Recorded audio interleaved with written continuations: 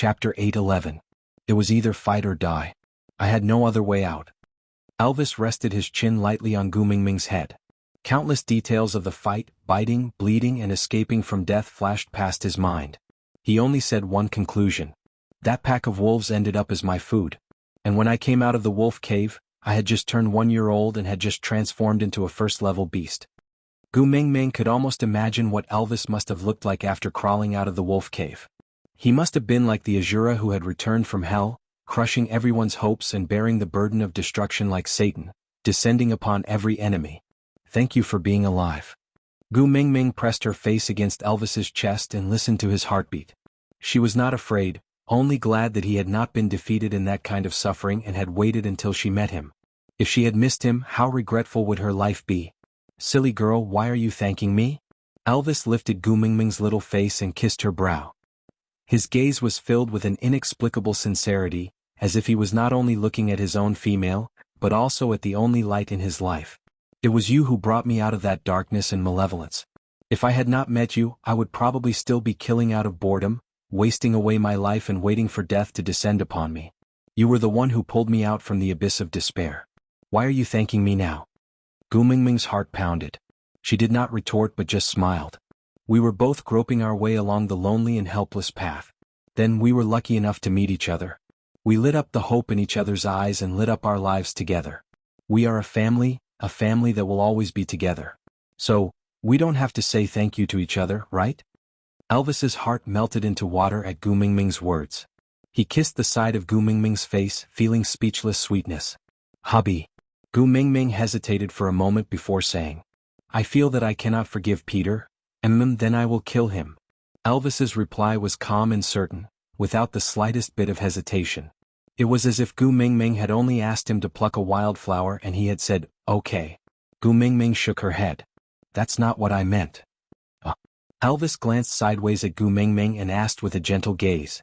Gu Mingming said, although Natalie and Peter are your parents, I don't want to stand on the moral high ground and demand that you must forgive them. Even I want to hack Peter into 1,000 pieces to vent my anger after hearing about your childhood experiences, not to mention you who had personally experienced it all. Only when a knife cut into his own flesh would he know how painful the bloody wound was. So, no matter what your decision is, I will support you unconditionally, because only you have the right to decide whether to forgive or not. But I want to tell you what I know. I'll let you make a decision that you won't regret while knowing the truth as much as possible, okay? Chapter 8:12. After listening to Gu Mingming's narration, Elvis's face did not show any signs of emotion. Even his heart was calm. His desire for familial love had long been extinguished in those 3 huge pits. Now that he suddenly had a mother who was willing to endure such humiliation for him, the only thought in his heart was, actually, there was really no need for that. Slightly heaving a sigh of relief, Elvis gently took the cup of water from Leah and fed Gu Mingming some water. Seeing that her lips had moistened a little, his brows relaxed and he smiled softly. Xiaoming, what do you want me to do? Elvis asked softly. Gu Mingming was taken aback for a moment. She shook her head and placed her finger on Elvis's chest. She said softly, I want you to follow your heart. Whatever your heart desires, just do. Elvis held Gu Mingming's little hand and pressed it down gently. Her soft palm was placed on the outside of the second rib on his left side. A low and hoarse voice came out of his mouth and landed directly on Gu Mingming's chest. Other than you, there is nothing else in this position. Gu Mingming blushed slightly. She stared straight into Elvis's eyes as if she was about to be sucked into them. To be honest, I don't care about what happens to them. I don't think they need my forgiveness. But, if it can make you feel better by forgiving them, then I will forgive them. Gu Mingming lowered her head. She could not tell what was going on in her heart. Subconsciously, she still hoped that Elvis could forgive his parents. Because then he could truly break free from his childhood nightmare.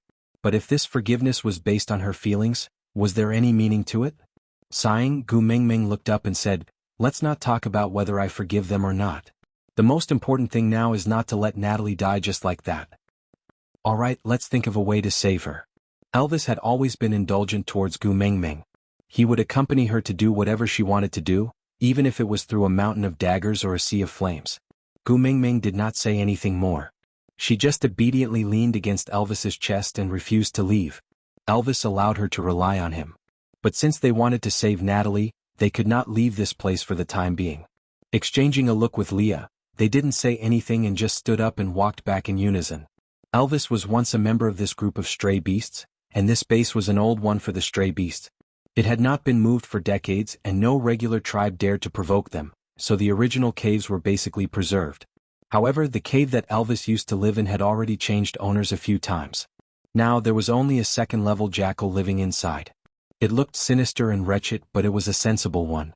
Seeing that it could not afford to offend the person, it tucked its tail between its legs and vacated the place. Elvis and Leah dug the cave deeper and more spacious. After all, they were going to stay here for a while and they did not want Gu Mingming to suffer. Gu Mingming sat on a tree branch outside the cave and watched her two men perspire profusely. She felt a strange softness in her heart. They had all experienced so many cruel things, but they had grown into the warmest appearance.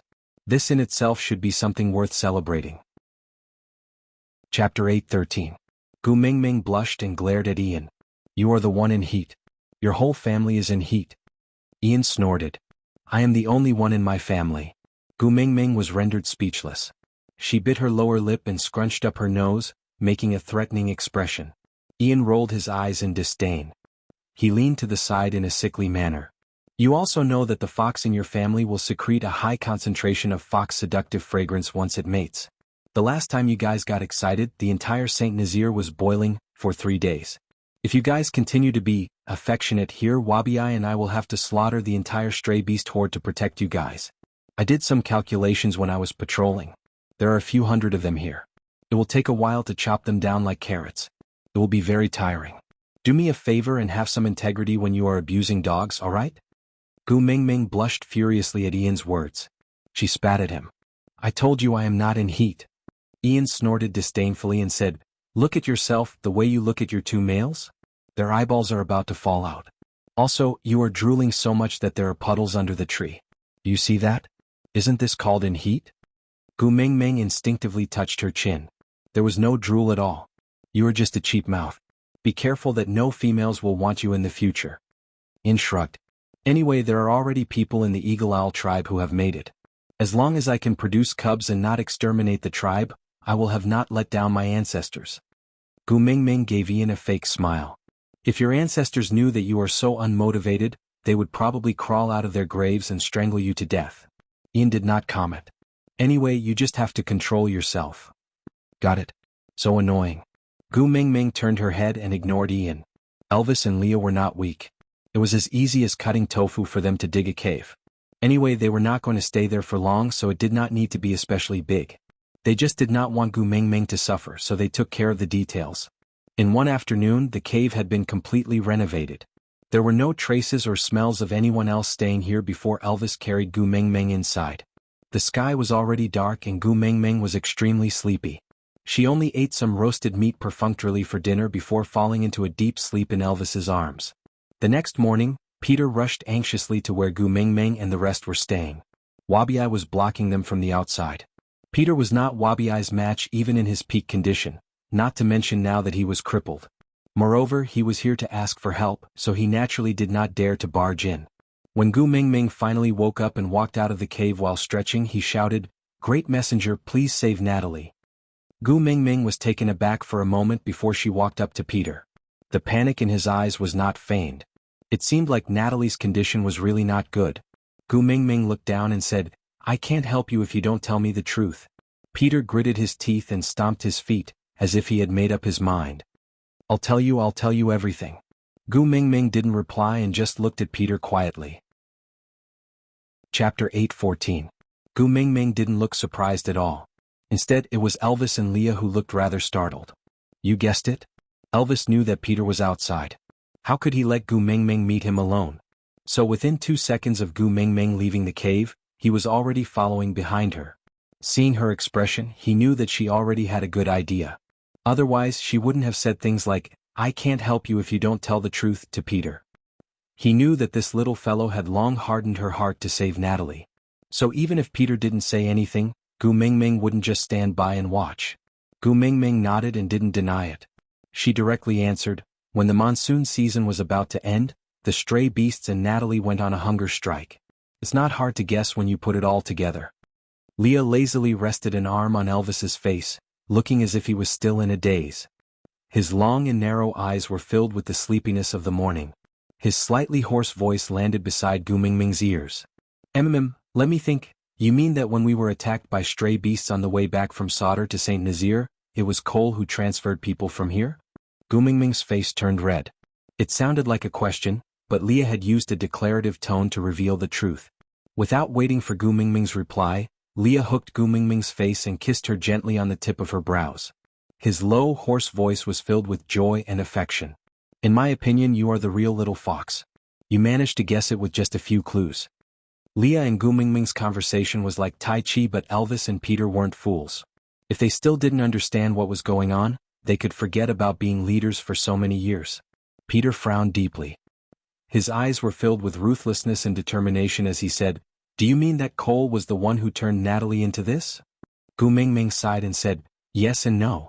Peter glared at Gu Mingming, unhappy with her attitude. Elvis stepped forward and stood between Peter and Gu Mingming. His murderous aura permeated the air. "Control your expression. Otherwise your female will be the one to suffer." At the mention of Natalie, it was as if someone had grabbed Peter's Achilles heel. His arrogance was obviously deflated. If it had been someone else, he would have laughed coldly and retorted sarcastically, returning the same words to the other party. Threatening people was a skill that stray beasts did not need to learn to master. Unfortunately, the other party was a female who could crush him to death with one hand, and he had a favor to ask of her. Looking away, Peter said coldly, "That is your mother, beast." Elvis chuckled. "I don't care. You." Peter was furious, not because he was under someone else's control, but because his heart ached for Elvis. Natalie had sacrificed so much for Elvis, but Elvis had no intention of cherishing her. Elvis lifted his head and looked condescendingly at Peter. "It's not a wise decision to provoke someone you can't afford to offend. Peter, have you really gone senile?" Peter clenched his fists. He didn't continue arguing with Elvis. He heaved a long sigh of relief. "Great messenger, please tell me. Did Natalie become like this because of Cole?" Chapter 8:15. Gu Mingming didn't give Peter a chance to retort. She just said, "If I'm not wrong, when he brought the stray beasts back alive, he also brought Natalie a piece of news. Elvis is now a 5th-level orc and his companions are all very powerful. His partner is the messenger of the beast deity and has inherited all the powers of the mighty beast king from the Snake King Valley. Everyone who was severely injured by his aura is the best proof. Cole is really making the best use of every step he takes. He must squeeze out every last bit of value." Peter wasn't as wise and far-sighted as Leah, nor was he like Gu Mingming, a transmigrator who had watched many television dramas and learned theories. But as long as it concerned Natalie, there was nothing he couldn't understand. After all, his entire life had been spent on researching that one person. Natalie hadn't made a fuss all these years. She was as quiet as a soulless doll.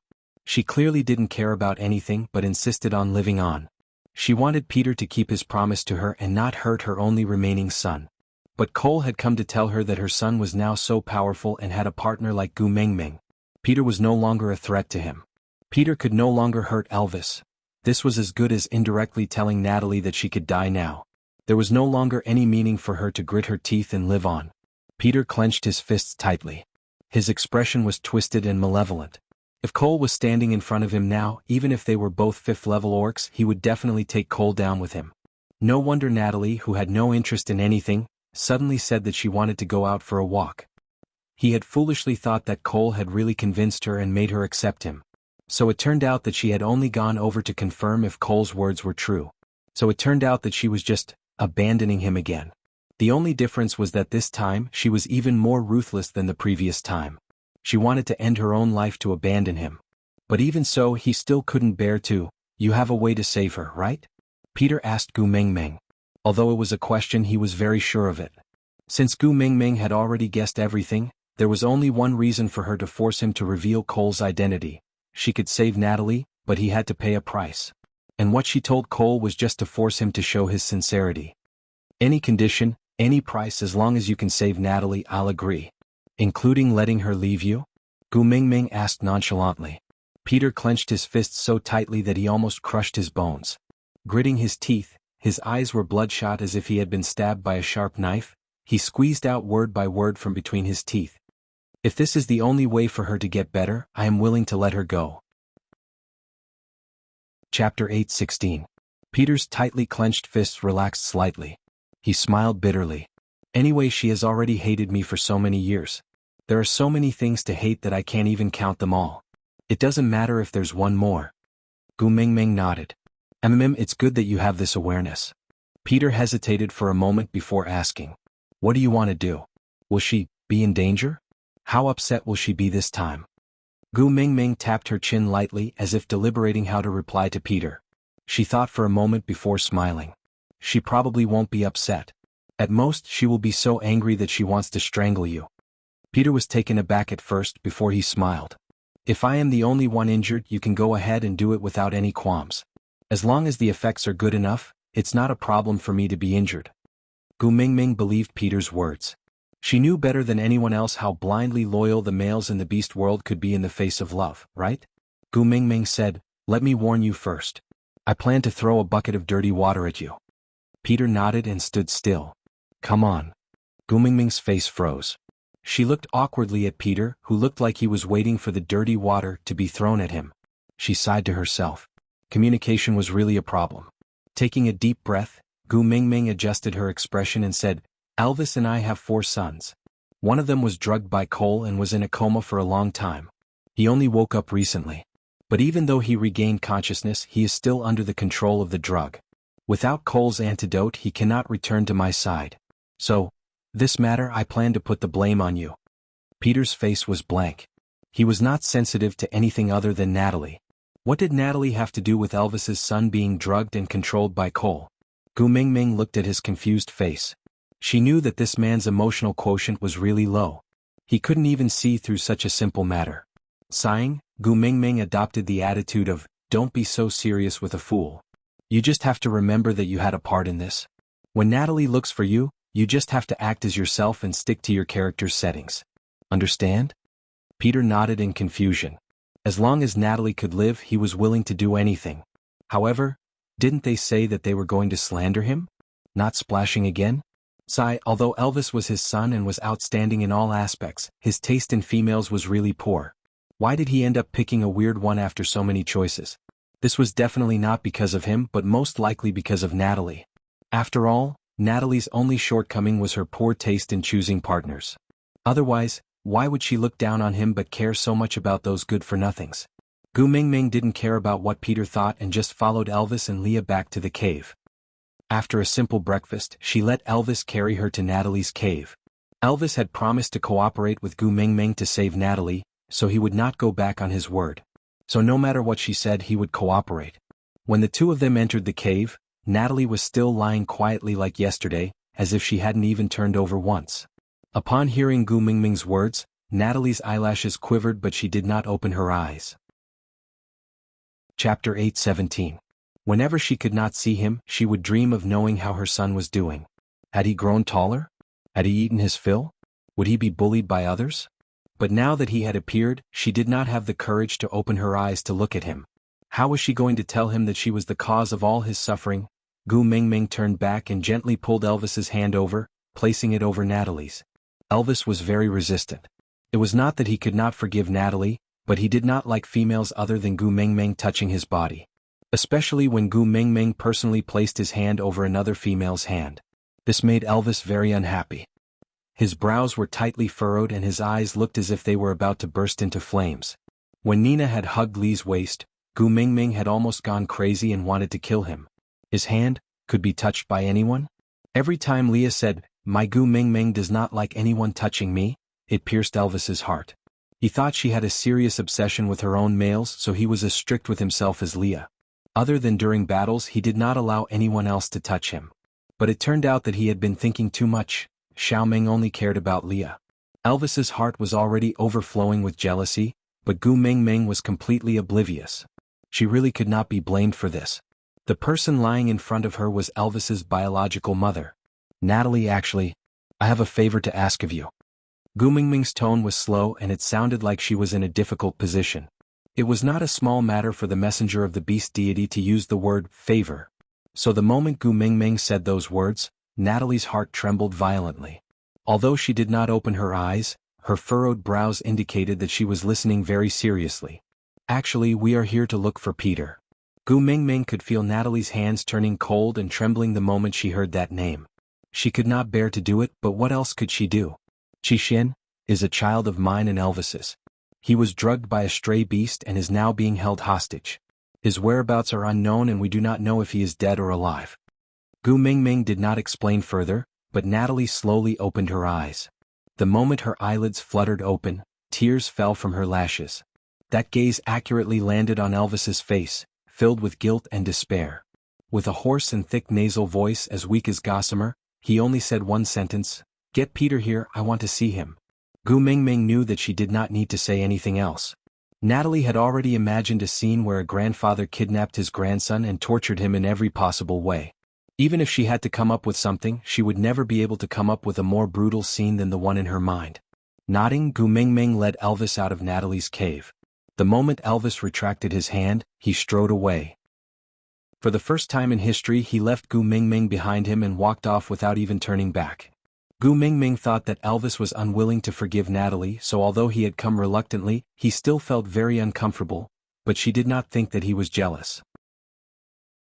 Chapter 8:18. How should she put it? In Gu Mingming's eyes, Peter was a ruthless and ambitious character. He did not care about right or wrong, life or death, others or himself. Other than Natalie, he did not care about anything else.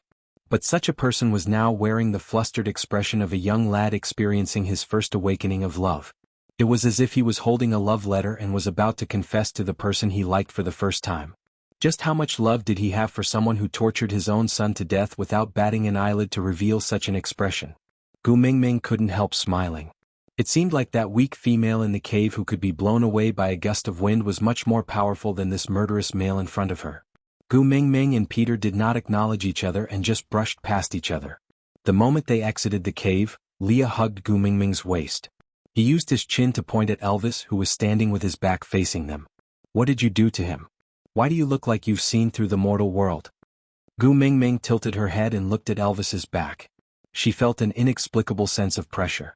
She had already discussed with him about Natalie's matter before they came. Why did he not have such a huge reaction? Could it be that he could not take the blow of seeing his own mother? "I'll go take a look." Gu Mingming broke free from Lee's arms and walked behind Elvis. Elvis knew that Gu Mingming had come over. Even if he did not turn back to look at her, every cell in his body was involuntarily monitoring her every move. He knew at the moment she came out of the cave. "Elvis." Gu Mingming tugged at Elvis's arm gently. Elvis turned his head to the other side, his rejection obvious. Gu Mingming was taken aback. He did not look like he was upset over Natalie's matter. Instead, he looked like he was angry at her. But why? She did not know what she had done wrong, but Gu Mingming felt inexplicably guilty. Because Elvis had never been angry at her. No matter how many unreasonable things she had done, he had always indulged her. What was wrong with him today? Gu Mingming was at a loss. She tugged at Elvis's arm and shook it. She called out sweetly, "Hubby." Elvis remained unmoved. He turned his head to the other side and even started to withdraw his hand from Gu Mingming's grasp. Was he really angry? Gu Mingming finally experienced the helplessness Elvis felt every time he saw her angry. He would say sincerely, "Xiaoming, I was wrong. Although I don't know what I did wrong, but it must be my fault that you are so angry. Tell me where I did wrong, I will definitely change." That was probably what she was feeling right now. Pursing her lips, Gu Mingming looked up at the back of Elvis's head and sniffled, "If you dare to shake me off, I will cry." Elvis suddenly turned around and met Gu Mingming's misty eyes. The panic rising in his blue pupils could not be described with words. If there was anything in this world that could easily control Elvis, it would be Gu Mingming. No matter how angry he was, he couldn't bear to see her cry. He reached out a hand to touch her little face to comfort her, but his hand froze in midair. This hand had just been touched by another female. It was too dirty. Chapter 8:19. Then are you still angry? Gu Mingming pouted, with a look that said, "If you say an answer I don't want to hear, I will cry for you." Facing Gu Mingming, Elvis was always the one who surrendered first. Sighing, a trace of loneliness and melancholy appeared in his eyes. He forced a smile, but there was only bitterness at the corner of his lips. With a low voice he said, "I'm not angry." Gu Mingming's heart skipped a beat. Although Elvis said he was not angry, Why did she feel that it was worse for him to lose his temper and roar at her? Gu Mingming now felt that she might have been spoiled by Elvis and Leah. She was always flattered until she developed masochistic tendencies. Letting go of Elvis's arm, Gu Mingming threw herself into Elvis's arms. She wrapped her arms around Elvis's waist tightly and rested her chin on Elvis's chest. Looking up at Elvis, her eyes were watery and her long eyelashes fluttered, making one's heart ache for her. Even if she did not say anything, Elvis had already lost all his armor and was utterly defeated. Raising his clean hand to rub Gu Mingming's little head, he hesitated but still kissed her brow. "It's my fault for not being able to make you like me. I don't blame you." Gu Mingming was taken aback. She asked in a low, muffled voice, "Who said you don't make me like you?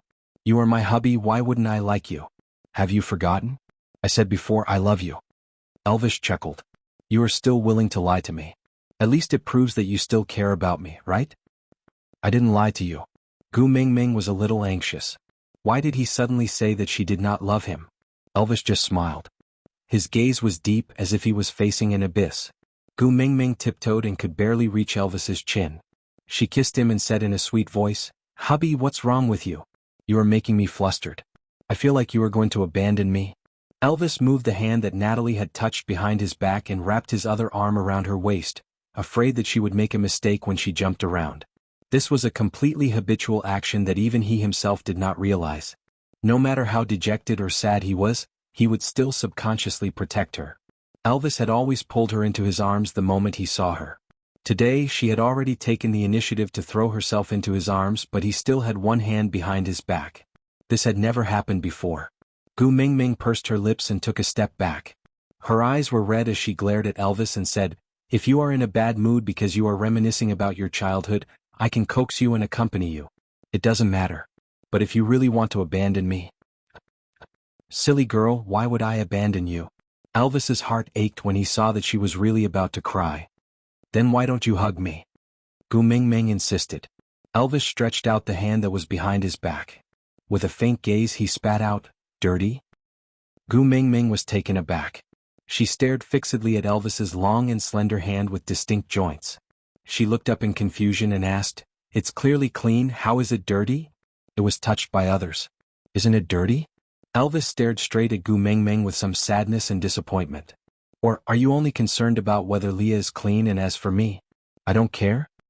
His blue eyes were filled with an urgent desire, as if he was saying, "I beg you, lie to me one more time. Deny it, quickly deny it." Aside from the topic, that, my son is in a bad mood today.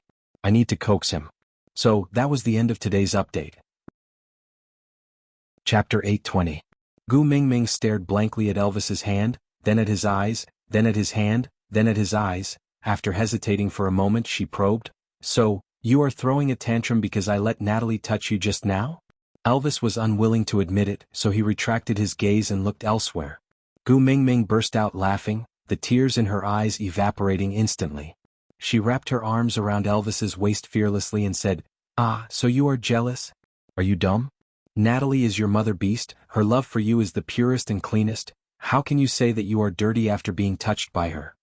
Elvis frowned, clearly not buying Gu Mingming's explanation. Now that Gu Mingming knew the crux of the problem, she was no longer sullen. She climbed onto Elvis's body with both her hands and legs.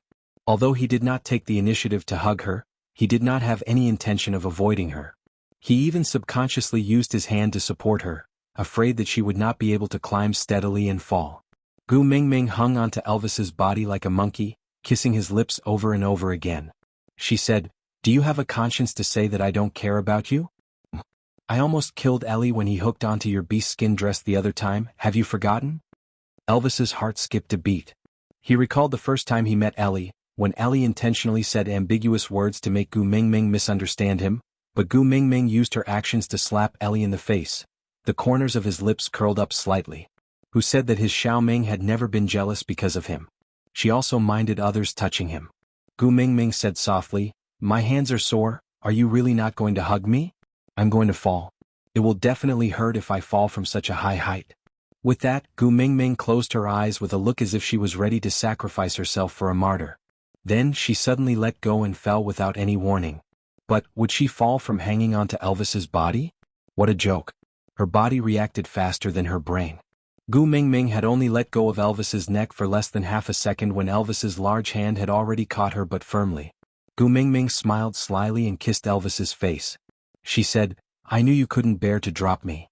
Elvis did not say anything and just frowned with a bad expression.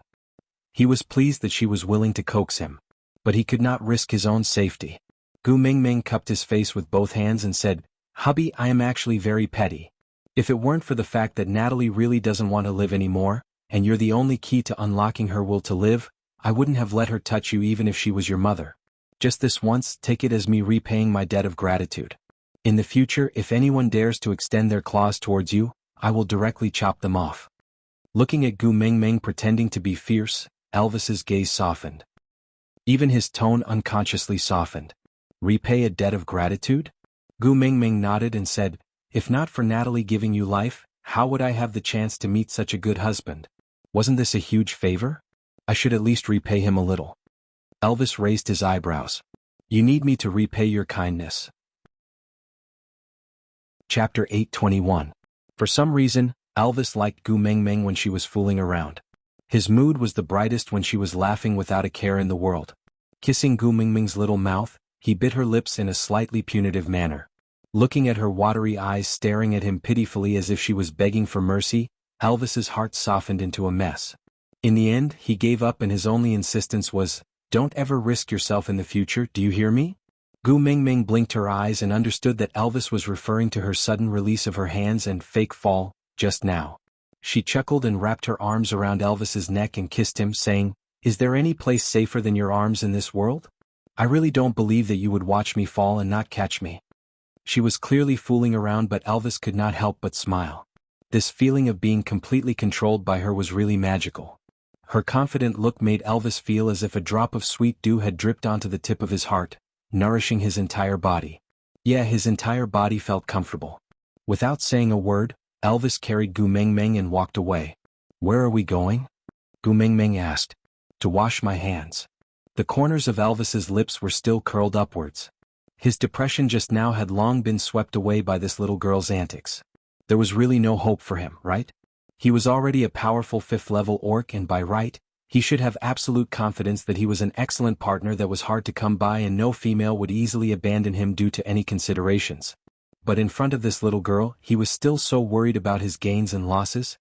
He suddenly understood what this little girl had said when she was at odds with him at the beginning of their mating.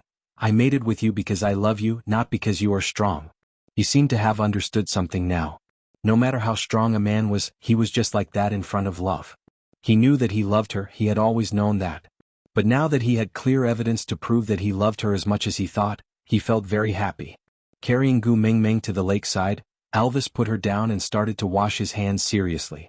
That degree of seriousness made Gu Mingming feel that he was not washing his hands, but wanted to scrape off a layer of skin from her hands. This kind of washing method. Considering the degree of cleanliness he felt satisfied with, at most, there would only be a pile of bones left. Gu Mingming squatted beside Elvis, her fair and tender hands dabbing at the water. Then she pulled Elvis's hand over and helped him wash his hands gently and carefully. After making sure that every single detail was washed clean, Gu Mingming pulled his hand over and kissed it. Then she caressed her own face and smiled sweetly at Elvis. "All right, it's clean now. There's only my aura on this hand. Smell it?" Elvis held Gu Mingming's little hand and brought the back of his hand to his nose to sniff. After confirming that it was really just her scent, he smiled in satisfaction and said, Very fragrant, very sweet." Gu Mingming's eyes were filled with tears of joy. Before she could finish her sentence, Elvis pulled her into his arms. He kissed her collarbone and said, "Don't push me to others in the future, all right?" Gu Mingming nodded and said, "Don't push me to others anymore, all right?" Gu Mingming smiled. She wanted to say that was her mother and not someone else. Chapter 822. Gu Mingming did not argue further. If she was Elvis's only sense of security, then even though it was selfish, Gu Mingming enjoyed this unique trust. She wanted to protect and cherish this feeling. She felt that only she was different in Elvis's eyes. This made her very happy. Hugging and kissing Elvis, Gu Mingming promised, "It will never happen again. No one is allowed to touch my hubby." Gu Mingming's coquettish words softened Elvis's heart. It was already noon by the time he carried Gu Mingming back to Natalie's cave. Leah had cooked a huge pot of meat. The heat was on point and it melted in one's mouth. Although it was meat, it was not greasy and was just right for the weak Natalie. Gu Mingming was about to carry the bowl in for Natalie when she saw Peter walking out of the cave with a silly smile on his face. His gaze was so gentle that it was a little strange. The way he was covering his face, was indescribable. Peter only stopped abruptly when he almost bumped into Gu Mingming. He was stunned for a moment when he looked up at Gu Mingming. Then he awkwardly cleared his throat and turned his face to the side. Gu Mingming then saw the obvious red flush on his face. This should have been a slap? But why was he smiling so amorously? Could it be that Peter was different from others and his excitement was on his face? Did it feel good to be slapped? Although it was not appropriate to speculate about her own father-in-law, Gu Mingming really could not understand Peter's expression. Was he going to be embarrassed or smiling like he was in heat? Could he not do it at the same time? It looked so strange and wretched. Peter opened his mouth as if he wanted to say something to Gu Mingming. But after hesitating for a moment, he did not say a single word. He just walked around Gu Mingming. Gu Mingming glanced at Elvis, who shot her a he's crazy look. Neither of them said a word and just shrugged their shoulders. They continued walking deeper into the cave. When they entered, they saw that Natalie was already sitting up. She looked very angry, very angry. Her originally pale face was slightly flushed due to the atmosphere. Her chest was heaving up and down violently. It was obvious that she had just quarreled, or rather, scolded someone. His eyes were misty and it seemed that he was very angry. His fingers gripped the animal's skin tightly, as if he wanted to tear it into pieces. Looking up, he was taken aback when he saw that it was Gu Mingming. He instinctively looked at Elvis beside her and lowered his head. That one look was filled with guilt. Gu Mingming carried the food to Natalie's side and said, "This is made by my other partner. It's delicious, do you want to try it?" Natalie didn't take the food. She pursed her lips and her fingers were trembling. After a long silence she said, "I'll definitely get the antidote for you. No matter what. I won't let him hurt you again. I can do it." She was obviously very afraid, but she still made a firm promise. Gu Mingming's heart warmed because she knew that before she met Elvis, he was not alone. Although she could not protect him by her side, she had never stopped caring for Elvis. Chapter 823. Elvis carried Gu Mingming up unhappily and stared at her hand. "Touching others in front of me? Do you think I am dead?" Gu Mingming didn't mind Elvis's overbearing way of speaking. Instead she enjoyed it. Hubby was mighty and domineering, wasn't he? The little deer's heart was pounding wildly. Smiling sweetly, she tilted her head and looked at Elvis with adoration. "Wow, my hubby is so handsome." Elvis couldn't keep his dark expression any longer. He chuckled. "I am handsome and you still touch others?" Gu Mingming blushed. Was she being teased by her hubby in front of her mother-in-law? Sneaking a glance at Natalie, she realized that Natalie was completely dumbfounded. She looked at Elvis and herself as if she had been struck by lightning. There was fear and uneasiness in her eyes, and she looked like she was about to cry. Gu Mingming found it very strange. Peter and Natalie seemed to have had a huge fight just now, to the point of almost hitting each other. But Natalie had stubbornly held back her tears. Now, why was she crying? Could it be that seeing Elvis flirting with her reminded her of her dead partner, so her heart ached? But that shouldn't be the case. That gaze was clearly one of fear. What was there to be afraid of? Still looking? Elvis was unhappy that someone had drawn Gu Mingming's gaze away from his face. Regardless of gender, it made him furious. Gu Mingming felt that if she didn't pacify him, Elvis might explode in anger. She didn't want Elvis to be jealous of some fake and inferior product again. So she cupped Elvis's face with both hands and kissed him. I won't look. My eyes and my heart are all yours. My sweetheart." Even though he knew that she was fooling around again, Elvis still enjoyed the sweetness in his heart. Seeing him smile, Gu Mingming knew that she had succeeded in pacifying him. So she struck while the iron was hot. "Hubby, I want to tell you something."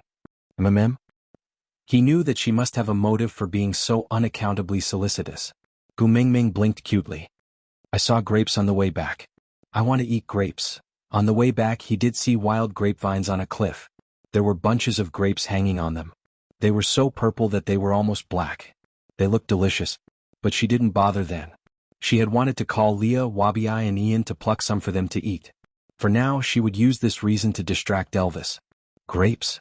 She wanted to eat, so she asked her male to find it. It was normal. But he did not say anything when he saw her on the way back, nor when he met Leah at the door. But he just had to say it now. If Elvis could not tell that she was trying to send him away on purpose, then he would be a fool. However, seeing how greedy she was, he couldn't bear to disappoint her. Even though he knew that she had ulterior motives, he still nodded his head and went to the place she had described to find the fruit called grapes that she wanted to eat. After Elvis left, Gu Mingming sat beside Natalie. Natalie's emotions calmed down a lot, but she looked at Gu Mingming cautiously as if she was in a dilemma. Finally, she opened her mouth and said, "Can you not abandon Elvis?" Gu Mingming was taken aback.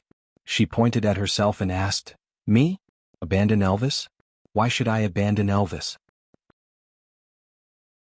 Chapter 824. Natalie straightened her body and knelt beside Gu Mingming. She was hesitant and timid, but she still held onto Gu Mingming's little hand shakily. Her fingertips were cold and did not have any flesh at all. There was only a thin layer of skin wrapped around the bones, and it had a weight that could not be ignored. Elvis suffered a lot when he was young and never had a day of relaxation. He had to be cold and flawless or else he had to die. This established the flaw in his character. He was not as good as other males at coaxing you with gentle words. But he treated you sincerely, he must be. Moreover, he is already a 5th-level beast. Even if you don't like him, don't abandon him on account of his strong fighting power, alright? Natalie looked up at Gu Mingming with a pleading expression. Tears were welling up in her eyes, as if they would fall off in clusters if Gu Mingming shook her head slightly. "You met him for the first time today after his first month? How do you know that he loves me?" Gu Mingming asked softly. Natalie was taken aback. She lowered her head and said, Gu Mingming said, "You don't know, right?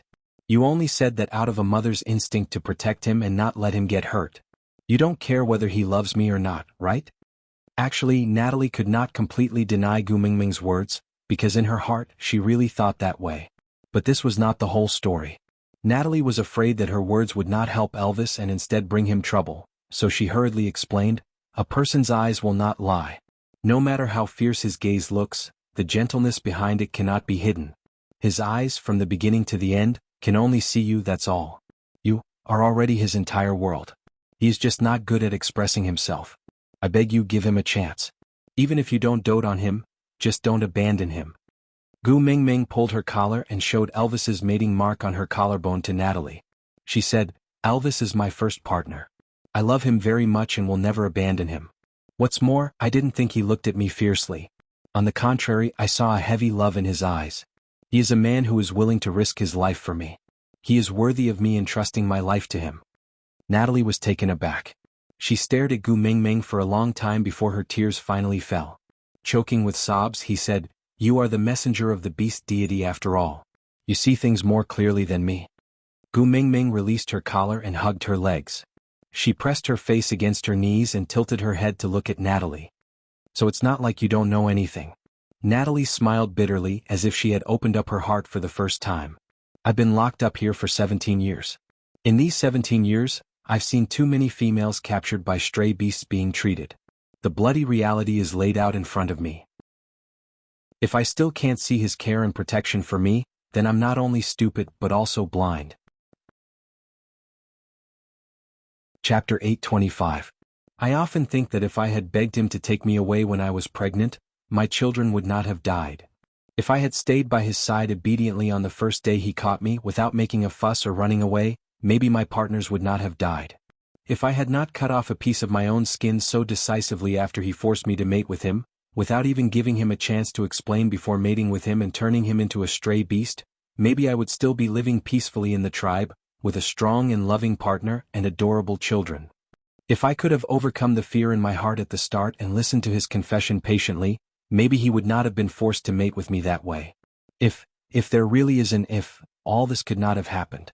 It's all my fault, it's all my fault. Gu Mingming held onto Natalie's wrist and said, "Loving you is not an excuse to hurt you. None of this is your fault." Natalie looked up, her tears trapped in her eyes. Wasn't it her fault? How could it not be her fault? Gu Mingming knew the struggle in Natalie's heart. This was the self-denial of one's own helplessness towards reality. Unable to change the world, you had no way to complain about the unfairness of the heavens, so you could only search for the reason internally, constantly thinking, "It's all my fault, it's all my fault. It must be because I am not good enough, that's why it happened." Gu Mingming held onto Natalie's shoulders and looked into her eyes, saying, "The past has already happened, we can't change it. There are no ifs in this world, everyone has to pay the price for the decisions they make now. It's meaningless to live in the past, you have to focus on the present and the future. Natalie's face was blank, she could not understand what Gu Mingming was saying, but she felt something in her heart collapse. Gu Mingming continued, he has the right to like you, but that was his own decision, so he should bear the consequences himself. We can't be responsible for everyone who likes us, we can only be responsible for ourselves. Gu Mingming held up Natalie's hand and placed it on her chest, saying, ask your heart, do you like him now? Of course Natalie knew who Gu Mingming was talking about. She bit her lower lip and hesitated, but still shook her head. There are so many lives between us, how can we like it? Every day we spend together is just torture to each other. Gu Mingming nodded and said, if you don't like him then this will be easy. Natalie looked up at Gu Mingming in confusion. Gu Mingming continued, I'll bring you back to Saint Nazaire with me. Natalie was taken aback and instinctively avoided Gu Mingming's eyes. But Qishuan's antidote? Gu Mingming shrugged her shoulders nonchalantly and said, it doesn't matter, I will save my own son myself. At most I'll gather the 5 treasures and ask Cole for the antidote. I'm sure Cole won't dare to trick me. Natalie pursed her lips and didn't say anything. She didn't shake her head or nod. She seemed to be deep in thought. Gu Mingming did not rush her and just said, you also know that I have the power of a beast king. If you are afraid that he will come to Saint Nazaire to pester you, I can actually go out and kill him now. It's just a matter of time to catch my breath, once and for all. As Gu Mingming said that, she wanted to stand up, but Natalie grabbed her wrist. Aside from the topic, it's time to promote the correct values again. My babies, you must remember. Forcing girls to have sex with you for any reason is unforgivable. Don't believe him when he says he loves you. If he really loves you, he won't bear to hurt you like this. This was the only thing that could not be forgiven. Chapter 826. Gu Mingming looked down at Natalie without saying a word. She just looked at her quietly as if waiting for her to speak first. Natalie carefully released her hand and bit her lower lip. In a voice even softer than a mosquito's buzz she said, he is Elvis's beast father after all. Gu Mingming chuckled. This shyness was really in a woman's nature. She liked him and couldn't bear to part with him. Why did she have to find so many excuses? But she didn't expose him. She just said mildly, for Elvis's sake I can spare his life. But for my son, Elvis will kill him personally. So, handing over the antidote to me honestly is the wisest move. Natalie nodded and promised, I will definitely make him hand over the antidote. Definitely. Gu Mingming didn't say anything else. She turned and walked out of the cave. After taking 2 steps she turned back and said, hurry up and eat the food. It won't taste good if it gets cold. Natalie nodded in response. Then she slowly picked up the bowl. Gu Mingming heaved a sigh of relief. She shook her head in exasperation and walked out of the cave. Once out of the cave she felt that the atmosphere was a little strange. Elvis and Leah were standing at one side, facing off against Peter. The tension between them was rather strong, and they looked as if they wanted to tear each other apart. But when he saw Gu Mingming come out, he immediately retracted his murderous aura, as if nothing had happened. Gu Mingming was puzzled but didn't probe further in front of Peter. Gu Mingming would never question her own males in front of others and embarrass them to prove how much they cared about her. Such a foolish act was not something Gu Mingming would do. In front of others she would give Elvis and Leah enough face. No matter what doubts or dissatisfactions she had, she would wait until they reached home and there were no outsiders before asking. So Gu Mingming walked towards Elvis and said to Peter, she has already eaten the food I sent in. As long as she is willing to eat, her body will slowly recover. Peter couldn't hide the joy on his face. Today was the happiest day he had been in the past 6 months. He truly felt that Natalie had given up on abandoning him. She wanted to live for him. Even though she only wanted the antidote that he couldn't take out, he let her quarrel with him, listened to her vicious curses and threats, and watched her tremble in anger as she threw things at him. This embarrassing and unbearable scene actually made him feel a trace of sweetness in his heart. As long as she was willing to live well and continue to stay by his side, it would be fine. If torturing him would make her happy, then so be it. What was this little beating and scolding? As long as she didn't abandon him, it was fine. Gu Mingming hesitated for a moment before stopping. She looked at Peter and said, I told her just now that I can bring her back to Saint Nazaire, but she rejected me. Peter was taken aback. He abruptly looked up at Gu Mingming. His eyes were in a daze as if he couldn't react in time. Gu Mingming continued, I also said if she is afraid of you pestering her, I can kill you first to prevent any future troubles. But she stopped me. She didn't want him to die? This news struck Peter's heart violently, as if someone was holding a drumstick and beating it harshly on his chest. Chapter 827. But now, Gu Mingming had the ability and was willing to kill him for her. She was even bringing her far away to give her freedom. Why did she reject her? Just to stay behind and torture him? Or was it because after 17 years of companionship, she had also developed a little reluctance to part with him? This thought made Peter's brain feel like it had been bombed by an atomic bomb. There was only a vast expanse of white smoke in his brain, and he even forgot how to breathe. Gu Mingming had no time to watch the love and hate drama between her in-laws. She just leaned into Elvis's arms and allowed Elvis and Leah to carry her back to the cave they were temporarily staying in. This was the territory of the stray beast. Strictly speaking, Wabi was a stray beast now. But he was a little special. In his heart, Ellie was just a tool to break through the boundaries. He had never loved or valued her at all. So from a certain perspective, Wabi was a stray beast from the start. So to Wabi, life here was not much different from that in the Snake King Valley. Besides Gu Mingming, no one else dared to provoke him. So he was happy to be free and rarely clung to Gu Mingming. He would only appear when she needed a thug. Most of the time, he would find a comfortable place to nest in and occasionally watch the stray beasts fight. When he was in a good mood, he would reward the winner, such as eating him. Ian was not as powerful as Wabi, but he could fly. Who could be his match in the sky? The two of them were quite self-sufficient and lived a carefree life. It also gave Gu Mingming's family of three enough private space to do some indescribable things. For example, Gu Mingming pulled a piece of beast skin over to block the entrance of the cave. Then she leaned against the bed and looked down at her two males, smiling without saying a word. Leah waved his tail and climbed to the side of Gu Mingming's legs seductively. He placed his hands on both sides of Gu Mingming's body, looking like he was sleeping on the bed. He licked the tip of his tongue lightly and asked in an ambiguous and low voice, Is the queen going to pamper us when she smiles like this? Mm-mm. Gu Mingming watched as Leah moved in a flirtatious manner like a cat. He was clearly in human form, but he was crawling towards her on his knees. His large furry tail swayed to and fro with the rhythm of his crawling, forcefully creating the impression that he was wearing a special sexy lingerie. He used this ambiguous and suggestive tone to create a languid atmosphere. Squinting her eyes, Gu Mingming suppressed her heartbeat and pulled the corners of her lips. She poked Lee's brows with one finger and said, Seems like the matter you want to hide from me this time is very serious. You even resorted to seduction, Leah did not deny it. He bit his lower lip and put on a flirtatious and seductive look. So, you want to punish me? Master, the last two words were said right beside Gu Mingming's ear. His warm breath carried the character's immersion into her heart. Master-servant play? Again with this kind of trick. Gu Mingming pushed Lee's shoulders away. If she did not push him away, Gu Mingming's heart would jump out. This fellow always had a way to challenge her shameless limits. But Gu Mingming was not immune to his methods. Clearing her throat, Gu Mingming turned her face to the side. You guys are not willing to say. Do you want me to ask Peter? Chapter 828.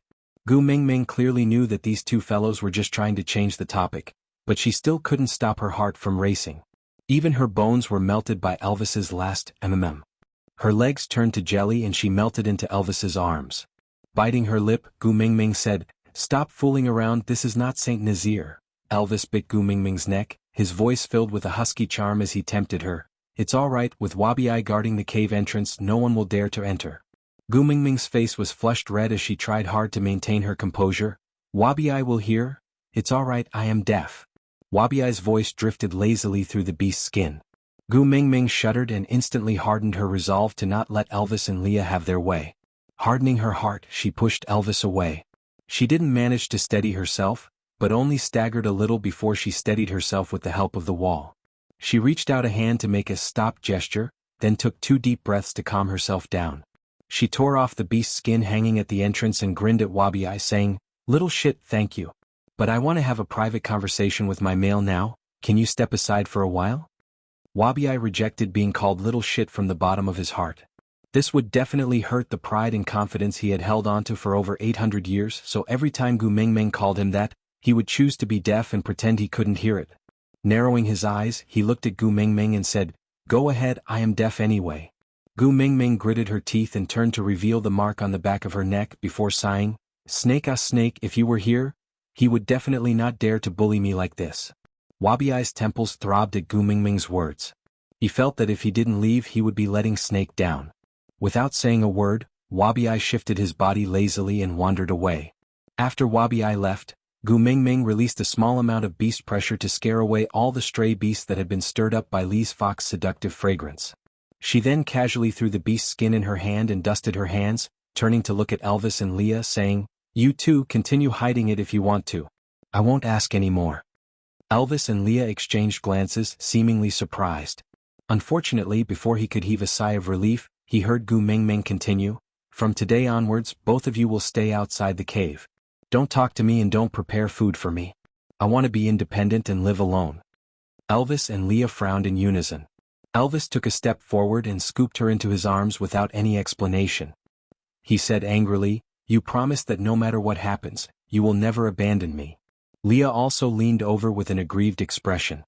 His long and narrow eyes were filled with resentment. He did not say a single word, but it was as if he had said 1,000 words. Gu Mingming lifted her chin and pushed Elvis. With her current abilities, no one could hold her if she was unwilling. "I didn't abandon you. You're still my partners. It's just that I don't like you anymore." Xiaoming. Elvis's brows furrowed into a dead knot as he said angrily, "You're not allowed to not love me." Gu Mingming shrugged. "I love him, how can I not love him?" Out of topic. "Yeah, my daughter-in-law is going to throw a tantrum. I'm going to move a stool and some watermelons to watch the show. Does anyone want to join?" Chapter 829.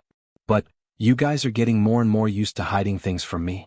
The previous incident with Cole was decided by the two of you privately, saying that you were afraid that I would spoil the plan due to my impatience. Seeing that it was your first offense, I didn't hold it against you. But this time, you guys are doing the same thing again, hiding something from me even though you guys clearly have something going on." Gu Mingming's tone was very calm, as if she was just stating the facts. But this attitude made Elvis and Leah at a loss of what to do. If she threw a tantrum, they would still have 100 ways to coax her. What they were most afraid of was her not throwing a tantrum. In a relationship, lying is the beginning of a breakdown. You guys will slowly start to have secrets that I don't know, and I will become more and more paranoid. The cycle will repeat until either I break down or you guys break down. The final outcome will always be death. Since that's the case, why don't we cut our losses in time? From now on, I will learn to live independently and not rely on you guys for everything. I'll learn how to ignore your unspeakable secrets and live my own life." "Xiaoming." Elvis growled. When Gu Mingming hardened her heart, why would she be afraid of Elvis's expression? Not giving him a chance to interrupt, she continued, "But don't worry, just because I still love you guys now, I won't be so heartless to turn you guys into stray beasts. I will always keep the mark on my body, and you guys will still be my partners in name." Elvis held Gu Mingming's waist tightly once again, refusing to let go despite Gu Mingming pushing him. He frowned and said, "If you don't want me, you might as well kill me." Elvis looked down at Gu Mingming's hand that was pushing against his chest. He used a lot of strength, but with Gu Mingming's current abilities, it was not impossible for her to push him away. But to push him away, she had to use enough strength to break at least 2 of his ribs. That pair of fair little hands were hammering and pushing against his chest, but she could not bear to do so. "You obviously can't bear to leave me, right?" The corners of his lips curled up slightly, his smile carrying a hint of mischief. His blue eyes were filled with mirth as he lowered his head and kissed Gu Mingming's lips. He allowed her to bite him, allowed her to behave atrociously, but he could not stop her from escaping. The kiss lasted for a long time until Gu Mingming finally stopped throwing a tantrum or resisting. Elvis then slowly released her and used his thumb to wipe his lips. He lowered his head to look at the 2 drops of saliva on his thumb and chuckled. "You bit me for half a day, but there is not even a scratch on my skin. You still don't want to admit that your heart aches for me?" "Yeah, I just can't bear to hurt you guys so you guys can bully me." Gu Mingming glared at them, feeling a little angry. Elvis's heart ached for her aggrieved look and he said helplessly, "How could we bear to bully you? It's just that there are some things that will upset you. We will solve them. You just have to be happy." Gu Mingming hung her head and said, "You're still unwilling to tell me even at this stage?" Elvis's heart tightened. He looked at Leah and finally surrendered, Don't be angry, I'll tell you all right? Gu Mingming looked up at Elvis and asked, do you think I'm throwing a tantrum just because I want to know about this? Elvis was taken aback as if he did not understand what Gu Mingming meant. Gu Mingming sighed and shook her head. Forget it, I don't want to know anymore. You guys go out, I want to rest. Aside from the topic, most of the time a girl throwing a tantrum was not because of the matter itself, but because of the other half's attitude. Unfortunately, most of the time boys would never understand. Chapter 830. Elvis and Leah looked at each other. She was the one who made a big fuss and insisted on knowing. Now that they told her, she said she didn't want to know? Moreover, didn't they already agree to tell her? Why did she still have to chase them out? Gu Mingming looked at the two males who stood rooted to the ground. She waved her hands and said, if you guys aren't leaving then I'll leave. I'll sleep outside tonight. Xiaoming. Elvis pulled her back and locked her in his arms. Don't be angry, Leah, and I will listen to you. Today we will guard you at the entrance. Be a good girl and sleep in the cave, all right? Gu Mingming's face turned red. Gu Mingming flung Elvis away and gestured a please gesture to chase them away. Elvis and Leah knew that Gu Mingming was really angry. They didn't want to make her even angrier. Hence, the two partners who were so famous in the beast world stood pitifully at the entrance of the cave. To be able to see Gu Mingming through the entrance, the two of them didn't avoid the sun. They let the afternoon sun burn their bodies as they guarded the entrance without moving an inch. Gu Mingming was really heartless. She turned her head and sprawled on the bed to take an afternoon nap. She only showed Elvis and Leah her back view. She didn't even turn her body. After a long while, the two of them who were listening carefully at the entrance knew that Gu Mingming had fallen asleep. They then sighed in disappointment and their shoulders slumped down unknowingly. The last time you chased me out of the cave was after you returned from the beauty pageant in Solder. You found out that I created opportunities for you during winter. And that time, you didn't stay angry for so long. Elvis looked at Gu Mingming's back view and felt a little tormented. He was already used to her nestling in his arms when she slept. The way she slept in a daze always made his heart soften. If he wasn't around, would she fall onto the ground the moment she turned over? She was used to hugging his tail when she slept. Now that her arms were empty, would she not be able to sleep well? Leah smiled bitterly and said, yeah, I was envious when I saw you being chased out. At least you had the right to be chased out. But I was forbidden from getting close to you and refused to interact with you. I didn't even have the chance to beg for mercy. Elvis smiled helplessly and said, yeah, so you got what you wanted? Does it feel good to be kicked out? Leah smacked his lips as if savoring it seriously. Then he chuckled and said, in the past we didn't seem to care much about where we slept. Why are we so obsessed with the cave now? Not being able to enter makes my heart feel empty. Elvis's gaze was deep as he stared at the little person on the bed. What we are fixated on is not the cave, but the little person throwing a tantrum in the cave. Leah nodded in agreement. That's right. Once she gets angry, there's nothing we can do. Elvis's gaze contained a gentleness that even he himself could not detect. When his gaze lingered on Gu Mingming, it was filled with happiness. Being kicked out of the house by her was also a kind of happiness. After all, he didn't even have the chance to be expelled in the past. So, do you really intend to tell her about this? Lee's brows were still furrowed. That matter, he did not want Mingming to know. Elvis glanced sideways at Leah. Do you have a better idea?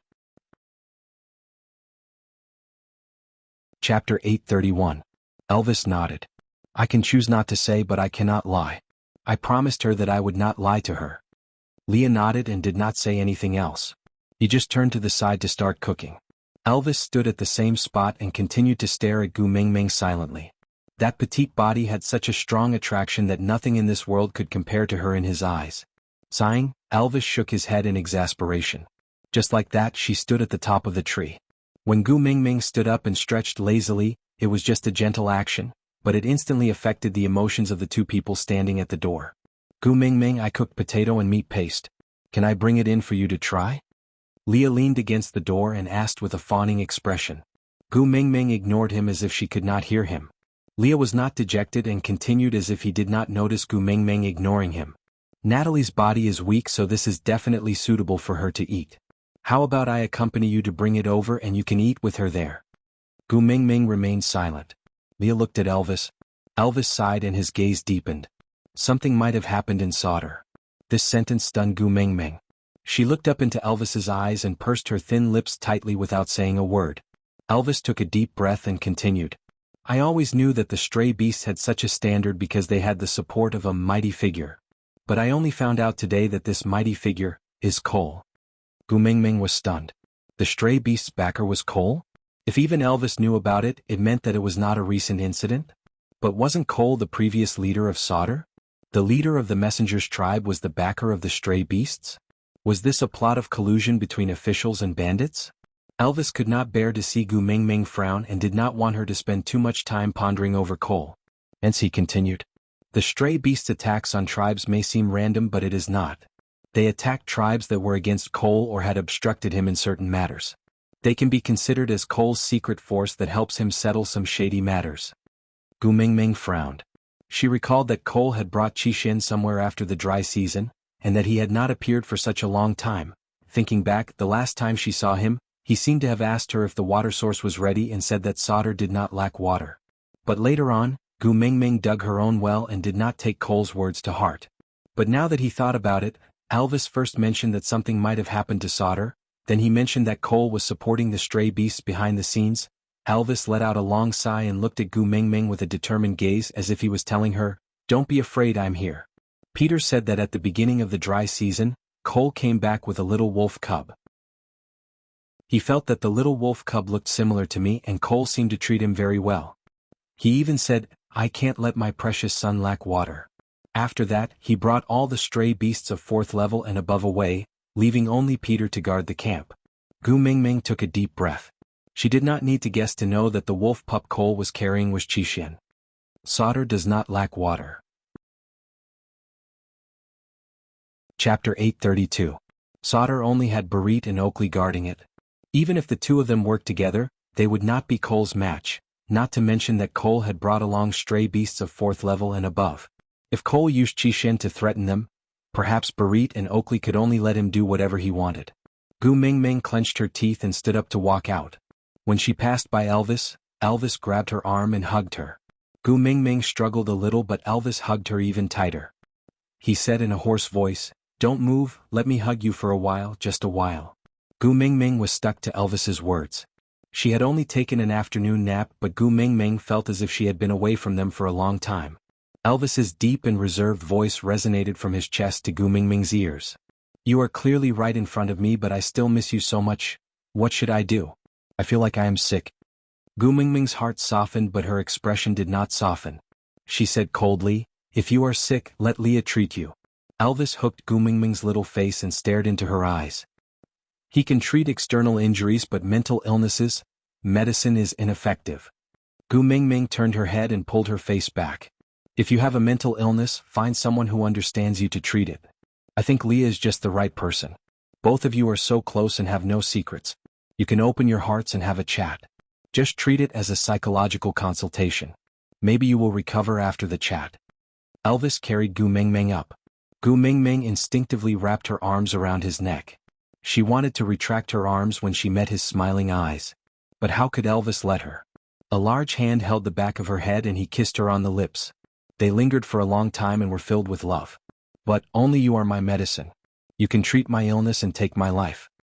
Gu Mingming's heart was clenched. Her entire chest was trembling in response. On the other hand, Elvis had already stood at the entrance of the cave to reflect on himself for an entire afternoon. After hearing Gu Mingming's jealous words, if he still did not know why Gu Mingming was so angry that she chased them out, he could not continue being her first partner. Wiping Gu Mingming's lips that were stung by his kiss, Elvis said dotingly and indulgently, "You are angry that I always hide things from you. I won't hide it from you in the future. Don't be angry, okay?" Gu Mingming pursed her lips and her expression softened a little. But she still pretended to be confused and asked, "Really? Or are you just trying to coax me?" "Everything I say to you is a promise and I won't lie to you." Elvis kissed Gu Mingming's little face, which had turned into a steamed bun from anger. Having just woken up, her skin was tender and soft and the texture was extremely good. "Moreover, I hid these things from you because I was afraid it would affect your mood. If you feel worse because you don't know, isn't that putting the cart before the horse? I won't do it again." Gu Mingming then nodded her head in satisfaction. Then she glanced at Leah coldly at the side. Leah swayed his tail and walked to Gu Mingming's side like a little wife. He placed his arm on Elvis's shoulder and used his long and narrow eyes to act out an affectionate apology. Chapter 833. Gu Mingming also knew that she had made a huge fuss today. In fact, she could have used gentler methods and words to tell them what she thought, but she just couldn't control her temper at the moment. Perhaps it was because of the bloody tragedy that Natalie and Peter had kept from each other. She felt really uneasy, terrified, and at a loss as to what to do. If Elvis and Leah were to keep things from her, would there come a day when these minor details would pile up into a colossal figure that would crush all the trust between them? You wouldn't understand if I didn't say it. This was the initial state of estrangement in a relationship. But now that Elvis and Leah had promised not to keep things from her again, she naturally wouldn't continue to pester them endlessly. After all, her mental age was already over 1,000 years old. There was a limit to how willful she could be. Lowering her head, Gu Mingming twisted her fingers. My tone wasn't good today. I said many harsh words. I'm sorry. Elvis and Leah each stood on one side and kissed Gu Mingming's face at the same time. The two perfectly handsome faces with completely different styles had the same doting expression on them. Elvis did not say a word while Leah held Gu Mingming's little hand and kissed it. You know very well that compared to an apology, we prefer to hear your confession. Gu Mingming's face was blushing, looking even more hazy and gentle under the moonlight. She said in a soft tone, I will never say that I want to leave again. You guys are the most important people to me. I only took an afternoon nap and I already feel so lonely. If you guys really leave, I don't even know who I can cry to. Silly girl. Elvis tightened his grip on her waist. Looking into her apologetic eyes, he smiled. Unless I die, I will never leave you. Gu Mingming pressed her forehead against Elvis's. You won't leave even if I chase you away? Elvis kissed her on the lips. Then he replied in a low voice, You are my entire world. Where else can I go? Gu Mingming didn't say anything else. She just smiled sweetly. Leah brought over a large bowl of potato and meat paste. Can we eat now? Do you want it here or take it to Natalie's and have it with her? Gu Mingming thought for a while and said, Let's go eat with Natalie. I will bid farewell to her on the way. You want to go to Solder? Elvis asked as he carried Gu Mingming towards Natalie's cave.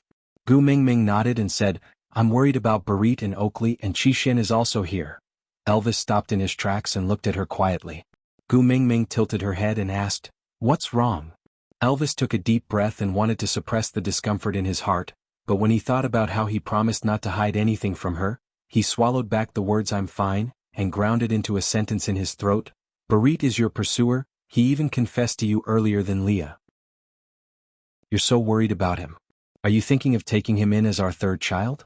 Gu Mingming was taken aback for a moment before smiling. Instead of answering, she asked, Then I also mentioned Oakley, are we going to accept him as the fourth in our family? Chapter 834. Gu Mingming was dumbfounded by Elvis's words. Why? Elvis stared at Gu Mingming quietly for a long time before asking, You like Oakley? Gu Mingming shook her head without thinking. I don't, but I don't like Barit either. Then why does Barit have the right to challenge me? Elvis said, He went up to the platform of the deity's punishment for you and offered to become your stored food without knowing that you are the messenger of the beast deity. You praised him more than once and you even kissed him before. Gu Mingming could admit to the first few things, but what did he mean by kissing him before? Why did Gu Mingming have no impression of it at all? When did I kiss him before? Elvis's gaze deepened. You did because you kissed him, so he miraculously came back to life, on the platform of the deity's punishment. Leah saw it too. Gu Mingming turned to look at Leah, only to see him nodding his head unwillingly with a conflicted expression. The way he looked at Gu Mingming was not right. Gu Mingming recalled carefully and remembered that there was indeed such a thing. At that time, Barit had fainted due to dehydration. Actually, he could have recovered by feeding him some water, but Gu Mingming tried a few times to no avail. In the end, she had no choice but to use her mouth to feed Barit water, and she only fed him one mouthful before being brought away by Elvis. Gu Mingming facepalmed, sweating. That was not a kiss, I was just saving him. If I didn't feed him some water, he would have been captured by Leah to be skinned and made into a specimen. How scary. Leah, who had been silent all this while, said faintly, If you don't like him, what does his life or death have to do with you? This sour feeling, Gu Mingming did not dare to dwell on the past with these two anymore. In their eyes, as long as Gu Mingming looked at someone, that person would definitely be their love rival. Even for Cole, just because Gu Mingming mentioned his name frequently, The two of them had already imagined all sorts of love-hate plots. As a result, Gu Mingming didn't even dare to scold Cole in front of them in the later stages. I really want to go to Sauter because I am worried, but it's not because I like Barit. It's because he, Oakley and the rest of the Snow Foxes are now my tribesmen and I have to be responsible for their lives. You can't ignore them when you know they're in danger. Elvis heaved a sigh of relief and did not refute Gu Mingming. He did not want to force Gu Mingming to admit that she liked males other than him and Leah, so he had been anticipating Gu Mingming's rebuttal from the start.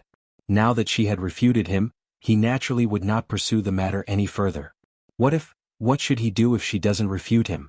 They continued walking towards Natalie's side. When they were about to reach the entrance of the cave, Elvis opened his mouth and said, "Xiao Ming, if there comes a day when you really have your eyes on a male, you must tell me in advance so that I can be mentally prepared."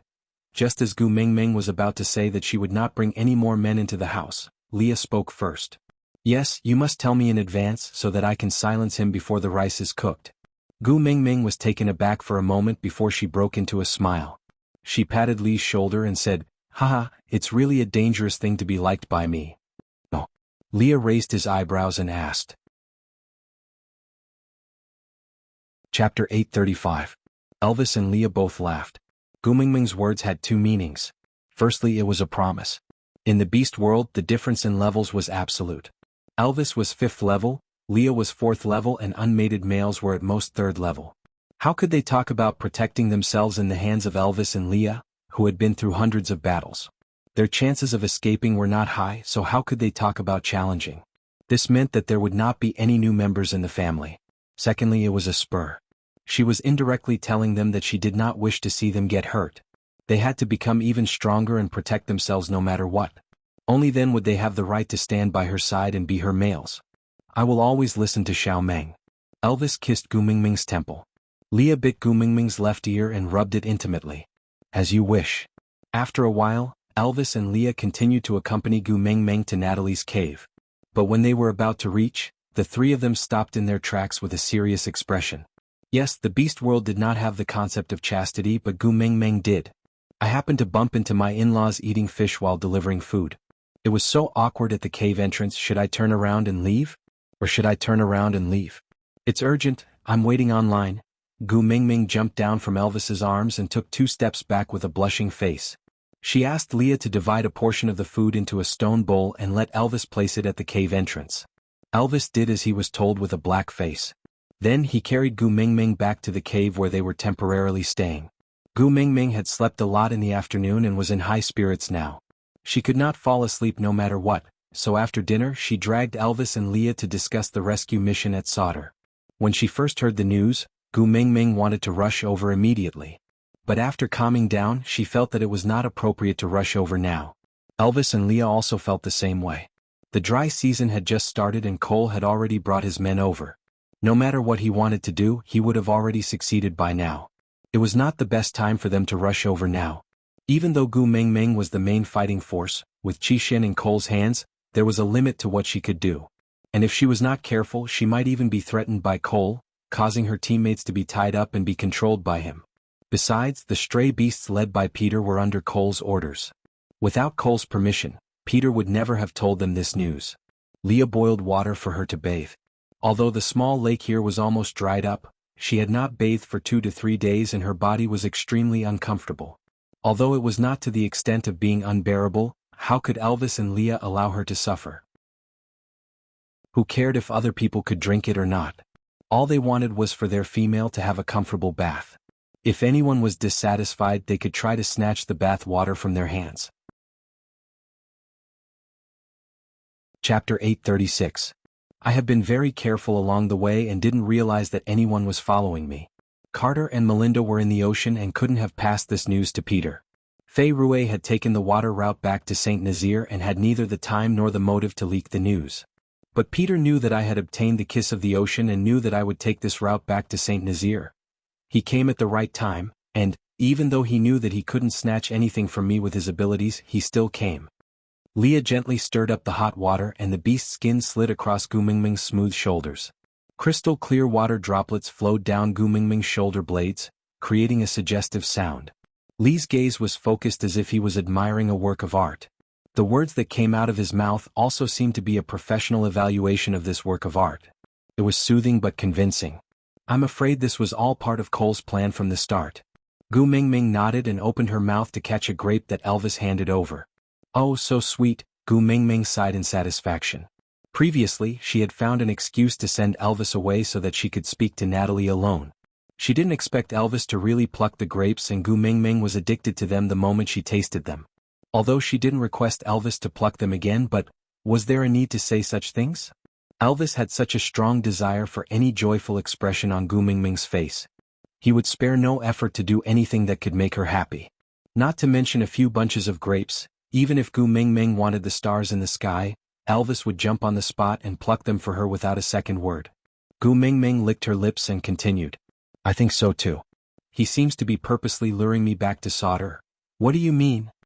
Elvis plucked another grape and fed it to Gu Mingming. Gu Mingming opened her mouth to receive it, and the sweet juice filled her mouth. Her teeth were filled with the sweet juice, and this sweetness directly brought her a sense of bliss. Gu Mingming narrowed her eyes in satisfaction and swallowed the grape. When the dry season started, he told me that solder had a well and there was no shortage of water. He asked me if I wanted to go to solder to spend the dry season there. Was this considered a bribe? I ignored him then and didn't take it to heart. Wasn't it just a well? We can just dig one ourselves. Elvis nodded with a chuckle, but did not mention that she was the only one in the entire beast world who could make digging a well sound so easy. He did not know what the well meant to the beast world. There were only 2 wells in the entire beast world, one in Solder and the other in Saint Nazir. It was the fountain of life that the messenger of the beast deity had bestowed upon the messenger's tribe. This was also one of the reasons why every tribe wanted to take possession of the messenger of the beast deity. Food in winter and water source in dry season were enough to make every tribe in the entire beast world go crazy. The item that Gu Mingming shared so easily was the treasure that the previous messenger of the beast deity used to control the beast world. Chapter 837. Is this considered coercion? Gu Mingming chuckled. Should I do as he wishes? What is his motive for making me go to solder? Elvis placed the last grape into Gu Mingming's mouth. It should not be coercion but a provocation. Gu Mingming raised her brows and looked at Elvis. Elvis chuckled. Do you still want to eat? Should I help you pluck more? Gu Mingming shook her head. Elvis rubbed Gu Mingming's little head. Seeing her eating contentedly made him feel better. But at the mention of Cole, a cold glint flashed across Elvis's eyes. It was fleeting and not obvious. Solder is now a division of Saint Nazir. Cole brought stray beasts to invade. This is a territorial dispute and there is no room for compromise. So it is not a threat and I will not allow you to be forced. Gu Mingming nodded. She was impressed by Elvis's strong stance on the left. My hubby is so manly. This imaginary special effect had been floating around Gu Mingming like a 3D experience. Elvis enjoyed Gu Mingming's adoring gaze very much. The water temperature was no longer high enough. Elvis scooped Gu Mingming out of the stone basin and wrapped her up in a warmed beast skin. Leah moved the bathtub out to deal with it. Then he started a fire in the cave to evaporate all the water from Gu Mingming's bath. This was to prevent her from sleeping uncomfortably at night. Elvis placed Gu Mingming on the bed and rested her head on his thighs. He used a clean beast skin to gently dry her hair. His heart softened at the sight of her flushed face from bathing. Let Leah and I handle the territorial dispute, all right? Gu Mingming nodded. Yeah, I am happy to be free. Actually, when Peter told them this piece of news, Leah immediately realized that this was Cole's entire plan. After all, Leah was all too familiar with Cole's methods. Even if he could not immediately piece together the whole picture, he still had a sharp intuition. And Elvis naturally trusted Leah. That was why the two of them were so obviously hostile towards Peter. There was no other reason. Anyone who helped Cole set up a trap for Gu Mingming was naturally an enemy. It was the same for his biological father. He did not tell Gu Mingming because he did not want her to worry. After all, during this period of time, there seemed to be nothing that could make her happy. They had clearly promised to make her happy, but why was it that after mating with them, Gu Mingming's life was filled with trouble? Elvis and Leah frowned slightly. They even suspected if it was because of their unbearable selves that they had tainted Gu Mingming's originally brilliant life. But even so, they still held onto her hand greedily, not wanting to be abandoned by her. That was why they wanted to solve these troubles in a place where she couldn't see them. But their Mingming didn't like it when they hid things from her. From now on, I won't hide anything from you. Elvis was still drying Gu Mingming's hair gently and seriously. He once again promised what he had promised in the afternoon. I'll tell you about the matter and you'll let me handle it. It feels good to be trusted. Xiaoming, thank you. Gu Mingming chuckled and turned around to look at Elvis. Silly hubby, you are my man. If I don't trust you, who else can I trust? Digression. Babies, today's update has ended. Chapter 838. The next morning, Natalie appeared before Gu Mingming. Gu Mingming was momentarily taken aback, but it didn't last long. Natalie's complexion was already much rosier. She must have eaten regularly these few days, in addition to Peter's meticulous care. Her complexion looked much better than before. Although she was still weak, at least she didn't give off the feeling that she was about to die the next second. Natalie kept sneaking glances at Elvis from the corner of her eye, as if she wanted to speak to him. But Elvis's stay-away expression was too cold. Natalie mustered up her courage several times, but ultimately didn't dare to approach Elvis. Sighing, Natalie shifted her gaze back to Gu Mingming. Peter promised to bring me to find the antidote for Qixuan. Although it will not be easy, I will definitely supervise him in concocting the antidote. Gu Mingming nodded. Gu Mingming tilted her head to look at Peter. An unnatural expression flashed across his face. Clearly, finding the antidote was all nonsense. He was just creating an opportunity to bring Natalie far away from this place and start anew. A world where there would be no misunderstandings or conflicts between the two of them. He just wanted to find a way to stay by Natalie's side, right? But winter is coming after the rainy season. Won't it be too dangerous for you to go out to find the antidote now? Gu Mingming was a little worried. Although Peter was a 5th-level beast and had rich battle experience, even the strongest beast was as insignificant as a grain of sand in the face of nature. How could he overcome the cold winter and the lack of food alone? It really wasn't a wise decision to go out at this time. Natalie's eyes flickered with bitterness as she said, I know. It'll definitely be tough. But I want to quickly concoct the antidote. Only by saving Qixuan can I have the right to say sorry. Natalie's gaze landed on Elvis again. Seeing that he didn't even frown, completely ignoring her and Peter, she would be lying if she said she wasn't disappointed. But after what Elvis had gone through, it was understandable that he wouldn't forgive her. She needed a chance to make up for it. She had to do something for Elvis so that she wouldn't be tormented by the guilt in her heart. Peter was also aware of this. That was why he allowed her to do such ridiculous things. However, even though he was by her side and the so-called antidote was completely up to him, he naturally had a way to make her obediently follow his rhythm and satisfy her desire to make up for it within a safe and controllable range. Gu Mingming did not say anything else. After all, it was someone else's life and they had the right to decide how they wanted to live it. What she could do was to stop when it was appropriate. Otherwise, going too far would be as bad as falling short. That afternoon, Gu Mingming's group and Natalie left the stray beast camp together. They headed towards the place where Peter had rushed out to snatch the kiss of the ocean. Before they parted, Gu Mingming suddenly placed her hand on Elvis's shoulder. She frowned and turned to look at Peter. You were the one who bit Elvis's shoulder so deeply that his bones could be seen, right? Peter froze and instinctively turned to look at Natalie. As expected, he met a pair of angry eyes. Chapter 839. Natalie's eyes reddened and tears welled up in her eyes. Her heartache fell on Elvis's shoulder. Even though there were no teeth marks left, it was as if Natalie could see Elvis being bitten until his flesh was a bloody mess. Clenching her fists, Natalie turned and ran off. Peter glared at Gu Mingming, but she just shrugged. She will run off if I don't chase after her now. Peter shook his fist fiercely, then ran after Natalie without looking back. Gu Mingming crossed her arms as she watched Peter explain and Natalie throw a tantrum. Only when the two of them had completely disappeared from sight did Gu Mingming lean into Elvis's arms. Let's go back to Saint Nazaire. Elvis didn't say a word. He just carried Gu Mingming steadily towards Saint Nazaire. Leah reached out to poke Gu Mingming's little face. Why are you smiling like that? Gu Mingming had been trying to hold in her laughter. But after being exposed by Leah, she couldn't hold it in any longer.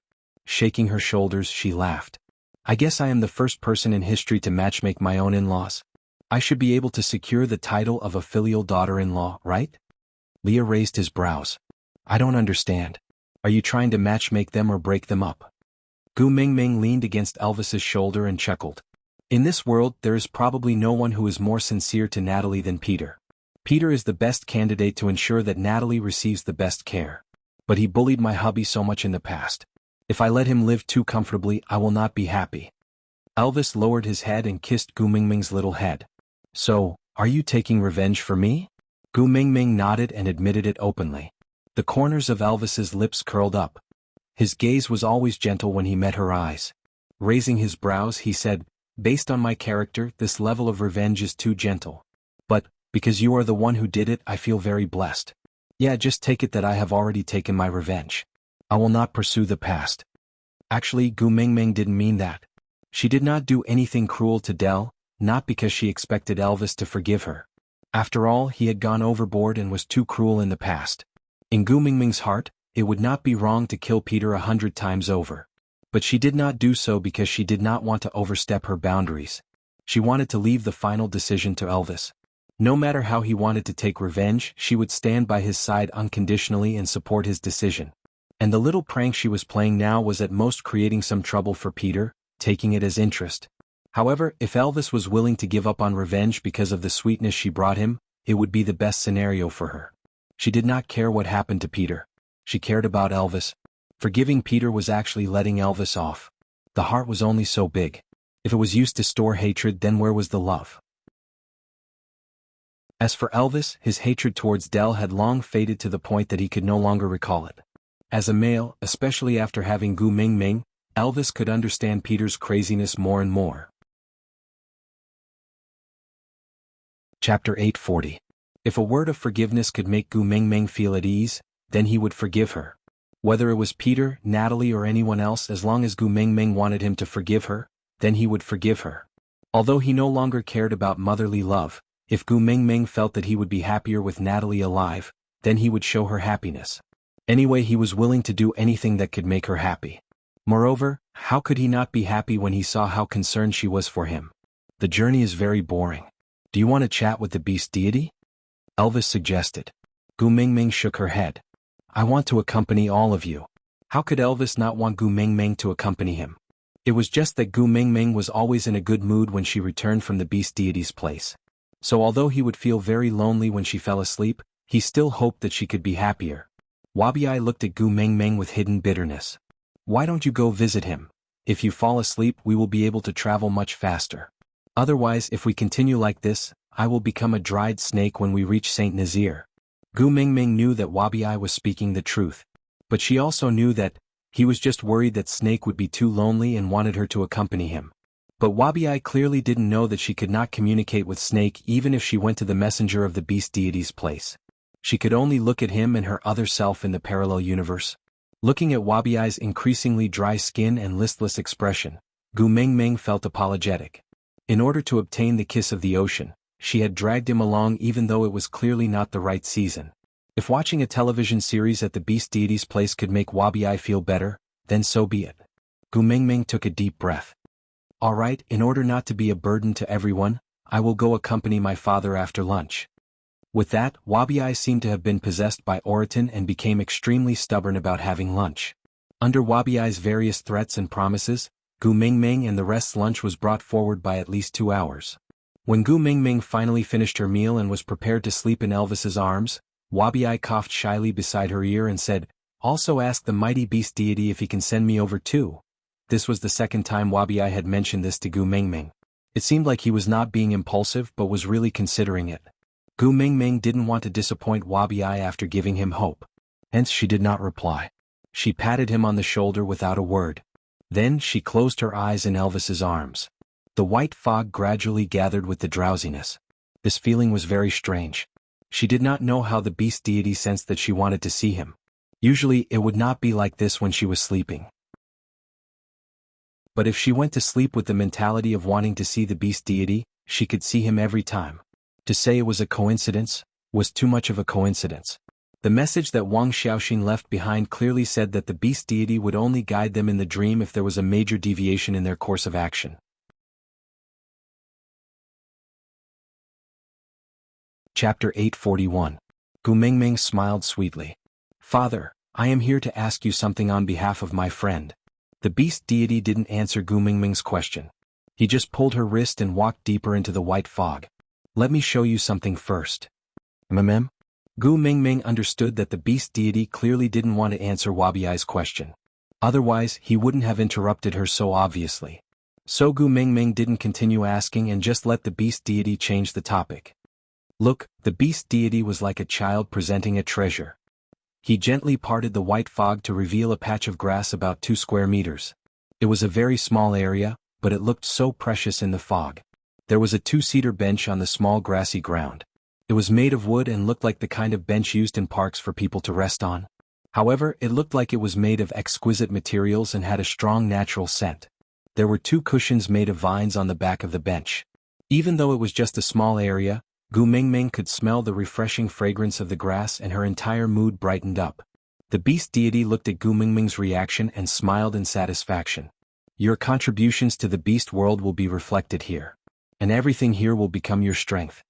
Gu Mingming looked at the beast deity as if he was an idiot. She had no idea what he was talking about. The beast deity cleared his throat. I told you before. Every messenger of the beast deity transmigrated to the beast world with a specific mission. Wang Xiaoxin's mission is faith while yours is hope. At first, I thought that the manifestation of hope would be a seed that would slowly grow into a towering tree with the accumulation of energy, but I didn't expect that it would be like this. Ah, my good daughter, you really surprised me. Yes, no matter how lush a tree is, how can it be compared to a grassland? If you want to talk about hope, it would be a boundless grassland filled with vitality. Gu Mingming held her forehead. She pointed at the patch of grass that was less than 2 square meters. So how did this thing come out? What did I do to get this thing? You brought hope to others, so you gained energy. The beast deity smiled amiably, looking as if he was saying, our children are so promising. Gu Mingming could not bear to look at that baffling sense of accomplishment and pride. A person who could only be called brother at most was looking at you like a father looking at his daughter. How F*** King strange. Oh. Gu Mingming lowered her head and tried her best not to look at the beast deity's face that could never be put together. She thought quietly. The last time he was here, this thing didn't exist. Between the last time and this time, only 2 things had happened. The Mermaid Clan and the Giant Fish Clan had merged to form the New Bridges Clan. Natalie and Peter had reunited. The second matter could only be considered as a private matter. Gu Mingming had done countless of such private matters, including Sandy, Colin, Carter and Melinda. If matchmaking others could be considered as bringing hope and accumulating strength, then why would she still be the messenger of the beast deity? She could just be a matchmaker and open a marriage agency. So, the so-called hope was referring to the merger of the 2 tribes in the sea. Chapter 842. The beast deity was the first to sit on the long bench. He placed his elbow on the armrest and supported his chin with his palm. He tilted his head and asked, Daughter, do you want to return to your original world? Gu Mingming's expression froze for a moment before relaxing again. What's so important about wanting to? I'm not crazy enough to use my own child to open the doors of time and space. The beast deity smiled thoughtfully. If I tell you that the doors of time and space will appear when the white fog disperses and your grassland of hope is filled with hope, what will you do? Gu Mingming frowned. Her heart tightened and she pressed her thin lips into a straight line. She looked at the beast deity with a guarded gaze. The beast deity already knew the answer from Gu Mingming's expression. He did not say anything and just patted the seat beside him. Come, sit down and watch the television. Gu Mingming sat docilely beside the beast deity. Just as he raised his hand to push the white fog away, she grabbed his wrist. If the doors of time and space open, can I choose not to enter? The beast deity smiled warmly and benevolently, just like the warm and gentle sunlight at dawn. He placed his large hand lightly on Gu Mingming's little head and said with a fatherly love, You are the daughter of the beast deity, no one can force you to do what you don't want to do. Even me is the same. After all, there has never been a parent who could win against their own children. Gu Mingming knew that the beast deity would not lie. So if he said so, it must be so. With her heart at ease, Gu Mingming smiled. If you dare to lie to me, no one will come back to watch teen idol dramas with you in the future. Yeah. The beast deity responded softly. Then he retracted his hand and pushed the fog away. The surroundings fell into a state of silence. Only the screen-like gap in front of them was like a pair of eyes peeking into another world. It displayed scenes that were both familiar and foreign to Gu Mingming. Snake leaned against the side of the office table. His long legs were casually extended and stepped on the ground. He crossed his arms in front of his chest and glanced at the crystal name tag on the office table. CO Snake. Gu Mingming's eyes widened as she followed Snake's gaze to the crystal nameplate, then looked at Snake, who seemed to be smiling yet not. She was stunned for a moment before giving Snake a 90-degree bow. CO. Snake could not help but burst out laughing. This little guy could always surprise him. Whether it was over there or here, she always surprised him. He never seemed to be able to guess what kind of reaction she would give, and he always liked her more than he imagined. That's it? Snakel reached out his finger and knocked on Gu Mingming's work pass, saying, "In your eyes, am I such a perfunctory boss?" No. Gu Mingming shook her head in denial. Snake raised his brows and said, "So you find me difficult to get along with?" Gu Mingming shook her head even harder. No. Snake pinched Gu Mingming's chin lightly and said, "Stop shaking, it's making me dizzy." Gu Mingming was pinched till she could not move and could only reply, don't sway.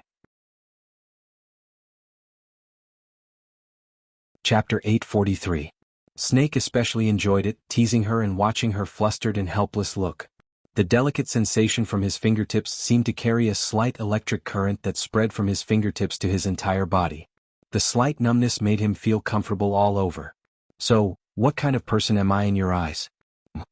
Gu Mingming stared blankly at Snake, thinking to herself, if I scold my boss as a pervert on my first day of work, would I be fired? Snake narrowed his eyes as if he had seen through Gu Mingming's inner thoughts. He added, "If I am not happy, you will be fired on the grounds of not up to the task, and you will have to pay a compensation of 100 times your salary." Gu Mingming's eyes narrowed. Huh. Gu Mingming was shocked. Snake smiled evilly and happily. "There are 2 copies of the employment contract. You should have one in your back, right? Open page 7, paragraph 9, line 4. Take a look." Gu Mingming immediately took off her bag and flipped out the employment contract she had just signed. Following Snake's words, there was indeed such a clause. If you are not up to the task during the contract period, you will have to pay compensation of 100 times your salary for breaching the contract. A monthly salary of 4,500, 100 would be 450,000. Pleasing your boss is your most important task as a personal assistant. Snake reminded her in a very friendly manner. Of course, if he did not emphasize on the word personal, this sentence would seem to be filled with kindness. So, now look at the employment contract in your hands. Reorganize your words and answer me, what kind of person am I in your eyes? Gu Mingming shifted her gaze away from the contract with much difficulty and landed it on Snake's face. Her smile was uglier than crying. In her eyes, Snake was just an IOU with a sum of $450,000. It was a sum that she could not afford to offend, for the sake of work, conscience and whatnot. She could not care less. Boss is the most sacred and inviolable existence in this world. You make me respect you from the bottom of my heart. My respect for you is like a never-ending river, and like the overflowing yellow river that cannot be stopped. Snake poked Gu Mingming's brows, interrupting her exaggerated praise that she learned from television dramas. Aku's senior darling. Choose one. Gu Mingming tilted her head in a clueless manner. I do not wish for my identity to be exposed in school and attract unnecessary trouble. So you can't call me boss. Snake had a good reason, but actually, he just didn't like it when she addressed him like everyone else. Ko was too intimate. Gu Mingming knew that she and Snake were not that close. She wasn't Taba's customer service, so she had to call everyone dear. Then, senior. Gu Mingming smiled as she completed the first mission of this strange job. Snake did not seem too satisfied. He raised his eyebrows and asked, "Why not Aku or my dear?" Gu Mingming smiled awkwardly and said, "Don't we still have to interact in school? It's more natural to call him senior." Snake reluctantly accepted Gu Mingming's explanation and nodded. He then pulled Gu Mingming's wrist and walked out. "Where are we going?" Gu Mingming asked as she jogged behind Snake.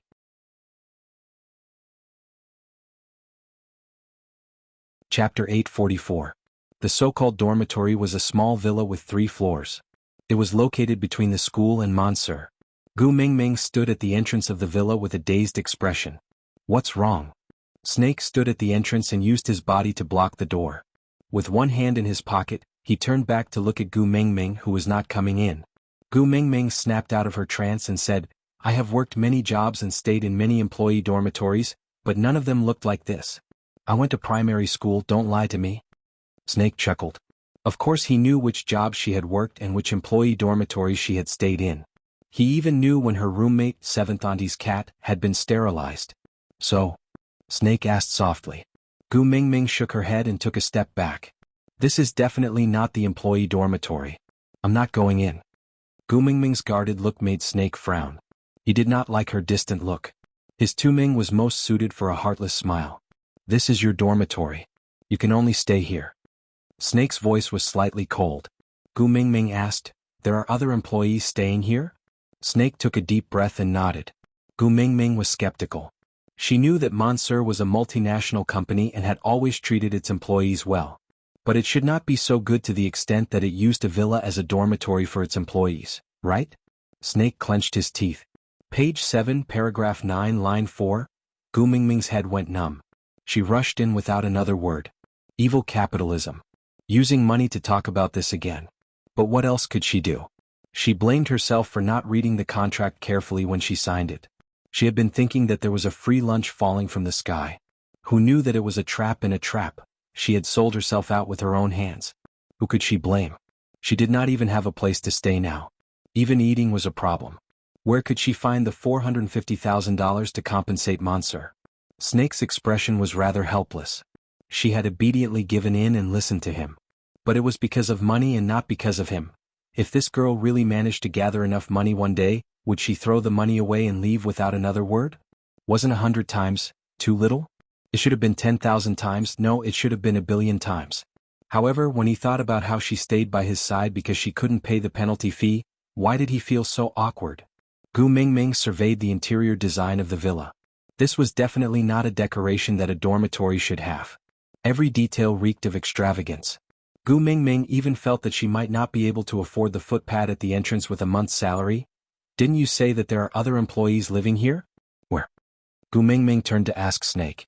Snake placed his hand on Gu Mingming's shoulder casually and naturally. He said nonchalantly, I am the CEO of Monsieur. Although I am the boss, I am also one of the employees. As if struck by lightning, Gu Mingming was petrified on the spot. Snake hugged her and walked in while he sat on the sofa. He pulled back his arm and Gu Mingming fell into his arms. This fall brought Gu Mingming back to her senses. She struggled to stand up and said, although I lack money, I reject all immoral transactions. If you insist on using the employment contract to sue me for breach of contract, then go ahead. I'd rather go to jail than sell myself. Chapter 845. Gu Mingming's face flushed red. Everything you are thinking of now is an immoral transaction. Snake nodded with a look of realization. Then he said thoughtfully, so cooking is an immoral transaction. So you are planning to take the salary of a special assistant, without doing any work, right? Cooking? Gu Mingming was stunned.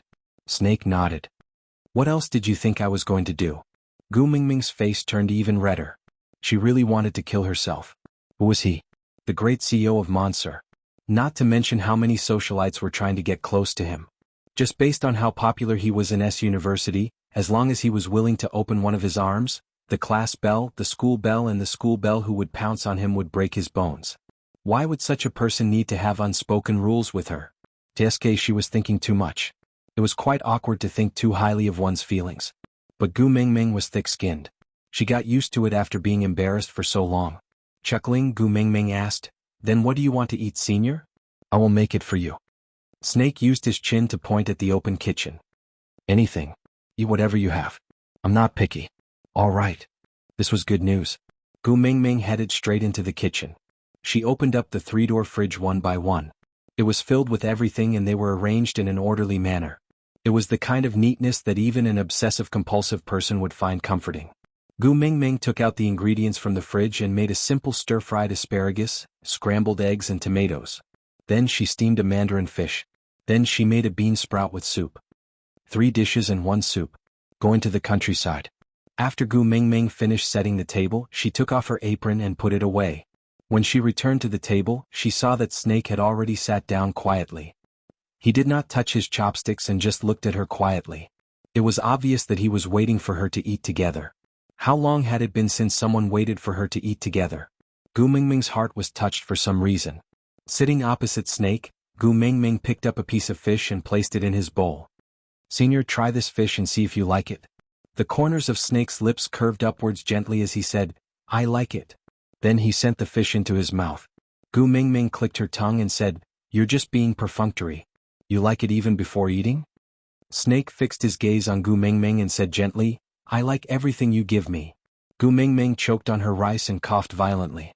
Her face flushed red, not knowing if it was because of her coughing or because she was shy. She waved her hands and said, "Let's eat, let's not talk while eating." Snake didn't say anything more and just started eating quietly. Not a single piece of leftover food was left. Gu Mingming was washing the dishes in the kitchen while Snake stood at the door and watched. A warmth and happiness that he had never felt before spread from his eyes. "Taming, so this is how it feels to have you in my life. Even though it's only the first day, I seem to be addicted." Gu Mingming finished washing the dishes and wiped her hands dry. She turned around and was shocked to see Snake standing at the door. She asked, "Why are you standing here?" Snake held onto Gu Mingming's wrist and led her to the second floor. He pushed open the door to a room and said, "Here, your room." Chapter 846. Snakel chuckled and inched closer to Gu Mingming. His lips stopped at the tip of her nose. "Of course, if you don't like it, you can stay in my room." "I don't mind." "I mind," Gu Mingming said and stepped into the room. Then she swung her arm and closed the door. Looking at the door at the tip of his nose, Snakel narrowed his eyes. If he directly asked her to stay with him, she would definitely run away. So he prepared this room for her. But he still preferred the days in the cave. Being able to see her whenever he looked up always made his mood good. Thinking about this, he felt that this door was an eyesore. On the other side of the door, Gu Mingming held her uncontrollable little heart as she squatted on the floor. She took in deep breaths. Was she being seduced? Was she being seduced? Gu Mingming rushed into the washroom and washed her face with cold water to cool down. She patted her face to wake herself up. Although there was no such thing as a match in this era, the gap between the two of them was as big as the Milky Way. In that case, they should not have any strange thoughts from the beginning. After all, it was not easy to be the cowherd and the weaving maid. Sitting back on the bed, Gu Mingming took out the 20-page employment contract from her backpack and started reading it carefully. Only then did she realize that other than the first 3 pages, which were normal rules and regulations, from the 4th page onwards, there were some strange contents. The more Gu Mingming read, the more her head hurt. She felt that she might not have signed an employment contract. This was a contract to sell her body. Gu Mingming felt that even the senior servants in the olden days had more rights than her. Take care of the CEO's 3 meals and daily necessities. Follow the CEO's wishes. Carry out the tasks assigned by the CEO unconditionally and complete them excellently. Not allowed to leave her post under any circumstances. Not allowed to do things that the CEO did not allow. What did it mean to not allow things that the CEO did not allow to happen? Then came the Evilist 794. Page 7, paragraph 9, line 4, Gu Mingming leaned backwards and threw herself onto the bed with a loud roar. Evil capitalism. Knock, knock, knock. Someone knocked on the door. Gu Mingming did not need to ask to know who it was. Patting her face, her gaze landed on the humiliating treaty of 794. Taking a deep breath, Gu Mingming opened the door with a smile. "Senior, what's the matter?" Snakel's gloomy mood, which was affected by this broken door, completely dissipated when he saw Gu Mingming's obviously fawning smile. She used to look at him like this, smiling with a hint of flattery but not pretentiousness. Yeah, the feeling of being fawned upon was pretty good. Snake strode straight into Gu Mingming's room, then pushed the door open and entered the washroom. Gu Mingming was dumbfounded as she watched Snake walk into the toilet. She was speechless the entire time. "Don't tell me you're here to borrow the toilet. Is this the only room in this villa with a toilet?" "Taming, come here." Snake stuck half his body out of the washroom. Gu Mingming did not know why Snake wanted to call her Taming, but there were only 2 of them here. If Snake could not see some indescribable things, he would definitely call her that. Sweeping her gaze across the scattered contracts on the bed, Gu Mingming smiled brightly at the 450,000. Coming, aside from the topic, today's updates are over. Yeah. Recently my QQ reading ratings have dropped quite a bit. My darlings, can you help me leave a message in the comments section and give me a 5-star rating? Please, please. Oh, also a notice, 259 and 274 are the most popular sections. Darlings with a fan value of 800, Please enter the verification group as soon as possible to verify your fan value, then transfer to the VIP group to wait for the benefits. Group number 4927792773. Then the third thing. I announced today's updates are over. See you tomorrow. Chapter 847. Shave my beard for me. Snake handed the razor to Gu Mingming with a serious expression. Gu Mingming held onto the razor with a conflicted expression. She had never touched such a thing in her entire life and it looked rather sharp. What if she scratched his face? How much would she have to pay for it? You're not willing? Snake looked down, his gaze cold. Gu Mingming could almost feel that he was about to blurt out the 7th page, 9th paragraph, 4th line. No, it's just that senior is too tall, I can't reach it. Gu Mingming measured herself. Actually, it was not that she couldn't reach it, it was just that it was a little strenuous. Snake's large hand circled around Gu Mingming's waist. Then he lifted her up lightly, making her sit on the sink. Snake's muscular waist was wedged between Gu Mingming's legs, his upper body leaning forward slightly, inching closer to Gu Mingming, saying, "Here, this height is just right." Gu Mingming instinctively pushed Snake, saying, Don't, senior, don't come so close to me." Snake chuckled as if he didn't understand Gu Mingming's shyness, saying, "If I don't come close, how are you going to shave?" Gu Mingming's face was so red that her breathing became uneven. She said softly, "Senior, I really don't know how to use a razor. How about I teach you?" As Snake said, his large hand covered Gu Mingming's small hand, holding the razor and moving it around his face. The white bubbles faded away in a rhythmic pattern, revealing a devilishly bewitching face right in front of Gu Mingming without any concealment. "Is this your first time shaving a man?" Snake asked despite knowing the answer. Gu Mingming blushed and nodded. "Good." Snake planted a light kiss on her forehead before pulling away in vain. He threw the razor into the basin and washed his face with clean water. Then he pulled Gu Mingming's little hand over and poured the toner onto it. Then he looked up at Gu Mingming with squinted eyes. Gu Mingming's blush deepened. She knew he was asking her to apply toner for him, but why did he look like he was asking for a kiss? Clearing her throat, Gu Mingming instinctively pulled her body backwards. Then she clapped her hands lightly to evenly distribute the toner before applying it on his face. Her movements were gentle and slow. She could feel the warmth of his skin from her palms every time she rubbed it on his face. Gu Mingming felt that if she opened her mouth, her heart would jump out from her throat. But Snake maintained his smile the entire time. After the toner was applied, he applied essence and face cream. After that, he carried Gu Mingming down from the sink and held her hand as they walked out. "Where are we going now?" Gu Mingming stumbled behind Snake and asked. Snake chuckled. "I'll bring you to buy some clothes." "No need, I don't lack clothes." Snake stood still and turned around. He gently lifted Gu Mingming's chin and looked down at her, saying, "You lack the clothes I bought for you." Gu Mingming was stunned. Gu Mingming pressed the hand that was not being held onto her chest out of reflex. "Damn it. My young girl's heart." Gu Mingming's small actions pleased Snake. He loved every moment when her heart moved for him.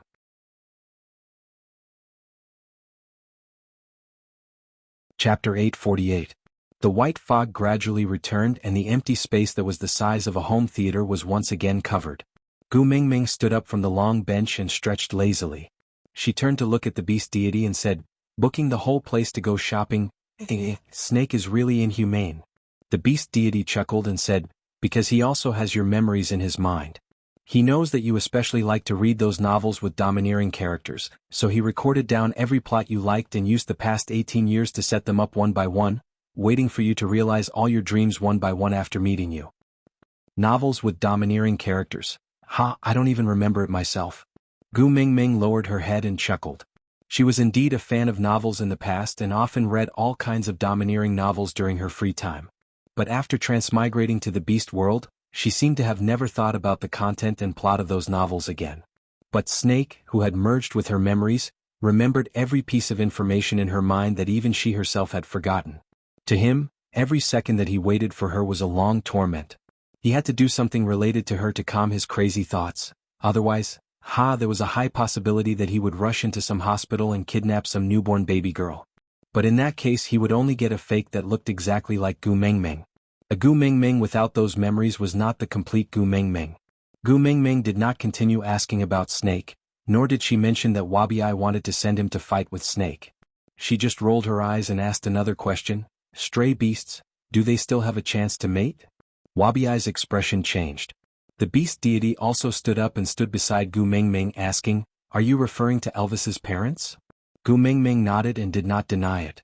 The beast deity's gaze carried a hint of probing as he asked, "You already know what they did to Elvis, but aren't you angry?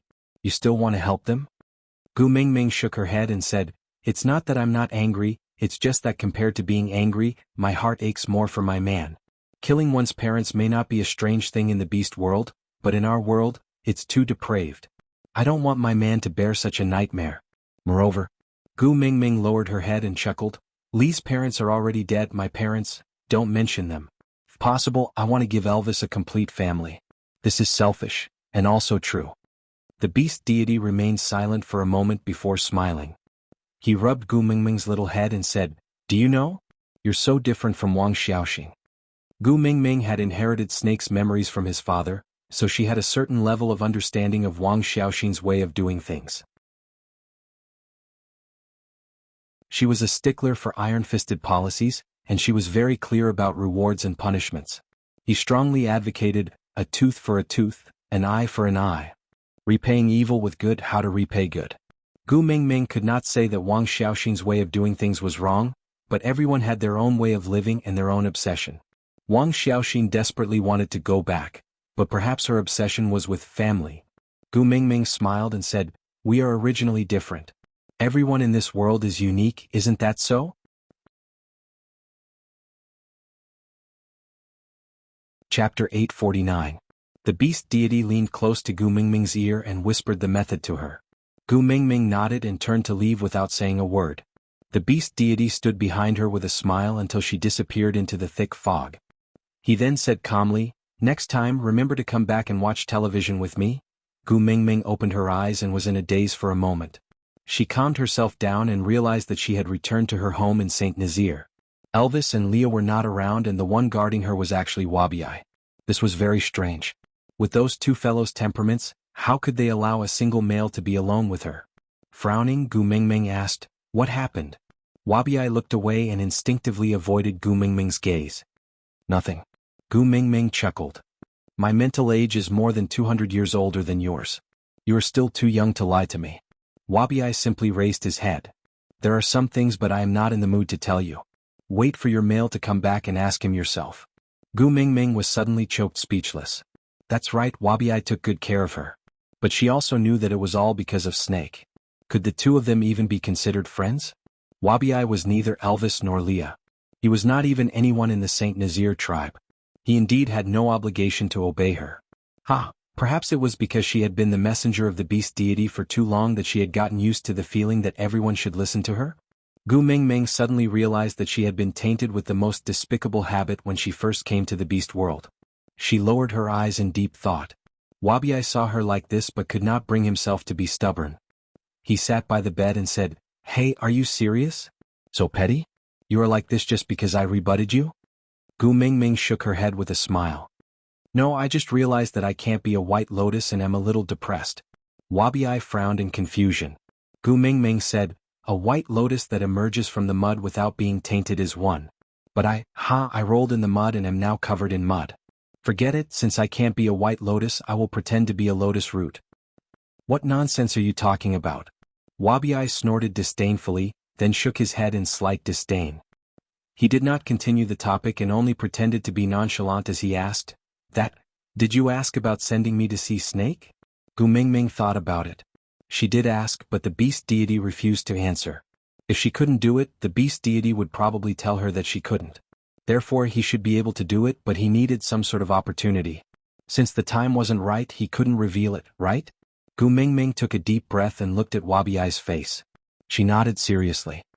"I did, but when will you send me to see him?" Wabiai's eyes lit up. All the lethargy from the past few days had been swept away and he was filled with excitement as though he had been injected with chicken blood. This made his earlier nonchalance look rather comical, but Gu Mingming had no intention of making fun of him. After all, how deep and urgent was her yearning for someone she had been with for more than 800 years? Shaking his head, he said, "I can't reveal the secrets of the heavens, but there are always fortuitous encounters." "Speak human language." Wabiai roared. Gu Mingming was taken aback by his roar. It seemed like no one had ever shouted at her like this ever since she transmigrated, not even the previous snake. Chapter 850.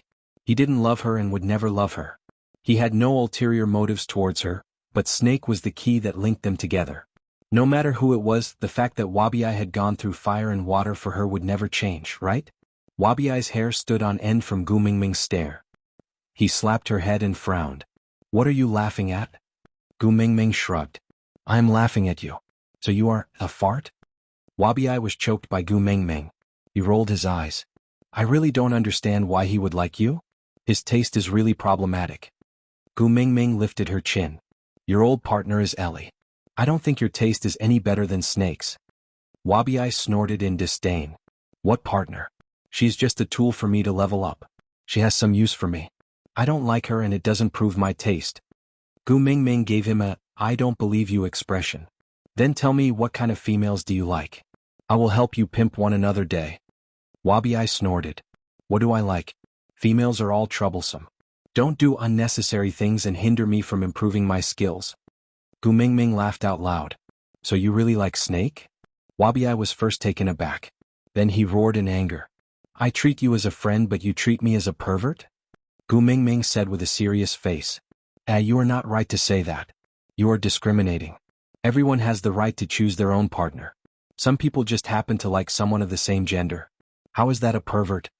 Wabiai was taken aback by Gu Mingming's words. He was naturally no match for Gu Mingming in terms of eloquence.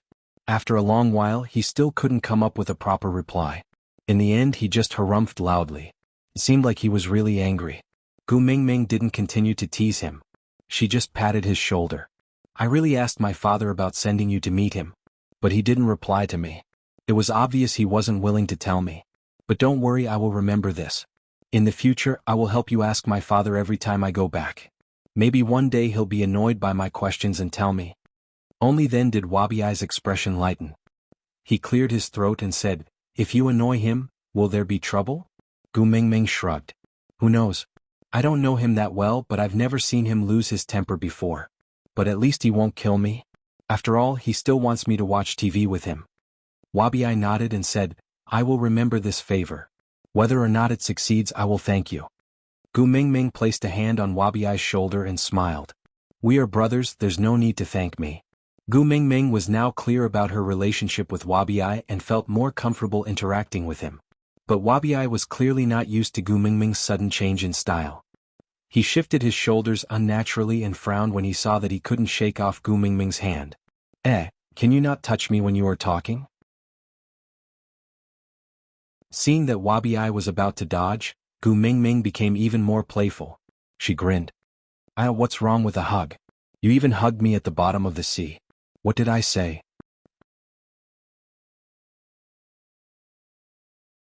Chapter 851. Gu Mingming nestled in Li's arms and watched the show. She asked Elvis to hit Wabiai's weak spot one moment and then asked Wabiai to sweep Elvis's lower body the next. She did not seem worried at all and looked more like she was watching a live WDO broadcast in the wilderness.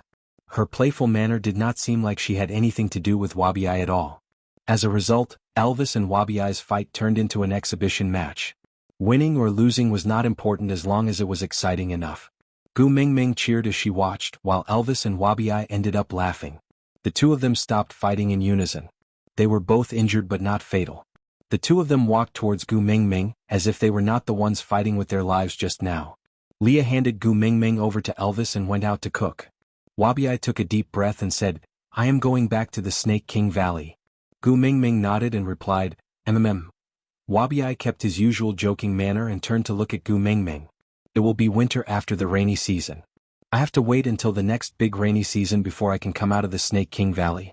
So you better be quiet this winter and don't cause any trouble. If anyone comes looking for trouble, just bear with it. Next year's rainy season, I will kill my way back with you. Parting between friends would always bring with it a sense of sadness. She did not feel it in the past, but after this trip to the deep sea together and spending so much time together, she was used to this fool's simple and violent way of getting along. She felt a little reluctant to part with him all of a sudden.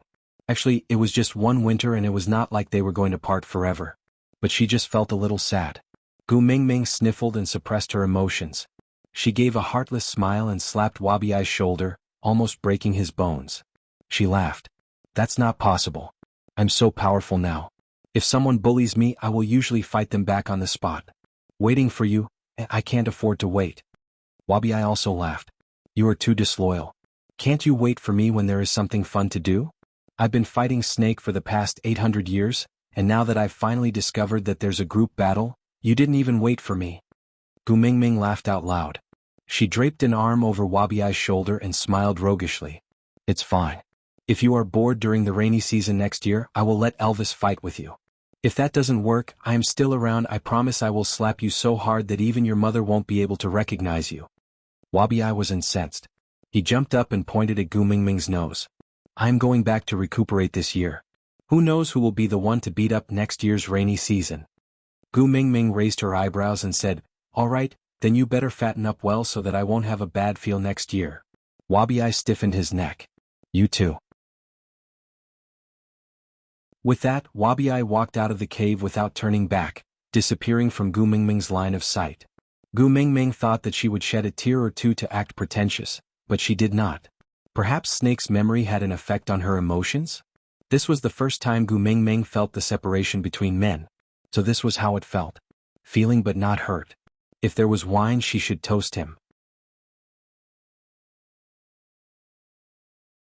Chapter 852. Elvis sat behind Gu Mingming and gently hugged her in his arms. He kissed her hair and said with a hoarse voice due to fatigue, When we were at the Stray Beast base camp, Cole led the stray beasts to ambush Saint Nazir. Gu Mingming nodded. What? Gu Mingming immediately sat up straight and turned to look at Elvis, asking, What about the casualties? Elvis shook his head and hugged Gu Mingming back into his arms, saying, They did not linger to fight and their goal was not to kill, so they only clashed with a few tribesmen they met by accident. But strangely they did not kill them and just ran away after beating them to the ground. So no tribesmen died and Leah has already taken care of the few injured. They will recover in a few days. Ran away after beating them? This was not the usual style of the stray beasts. Didn't they all fight to the death? If the sneak attack was not to kill, then it was to steal? But what was there in the tribe that was worth stealing? Gu Mingming frowned and her entire body tensed up instinctively. People, they came to steal people. Gu Mingming clenched her fists and said in a voice that was trembling with anger, Who is missing from the tribe? Elvis sighed. He really wished that Gu Mingming could be a little slower, but she was so sharp now.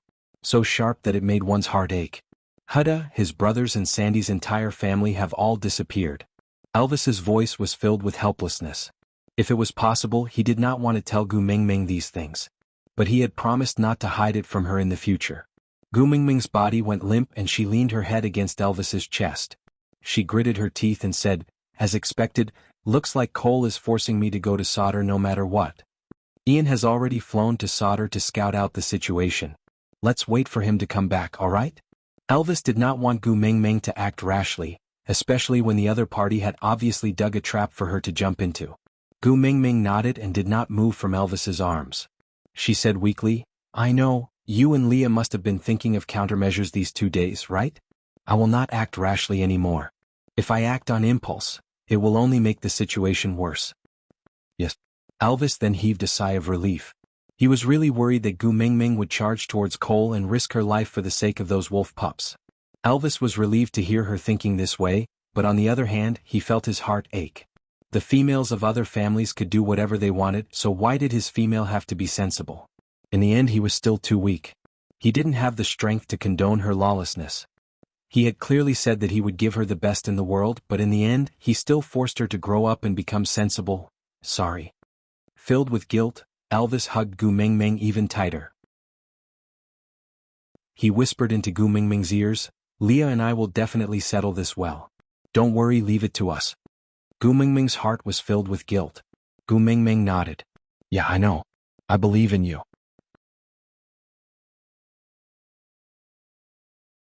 Chapter 853.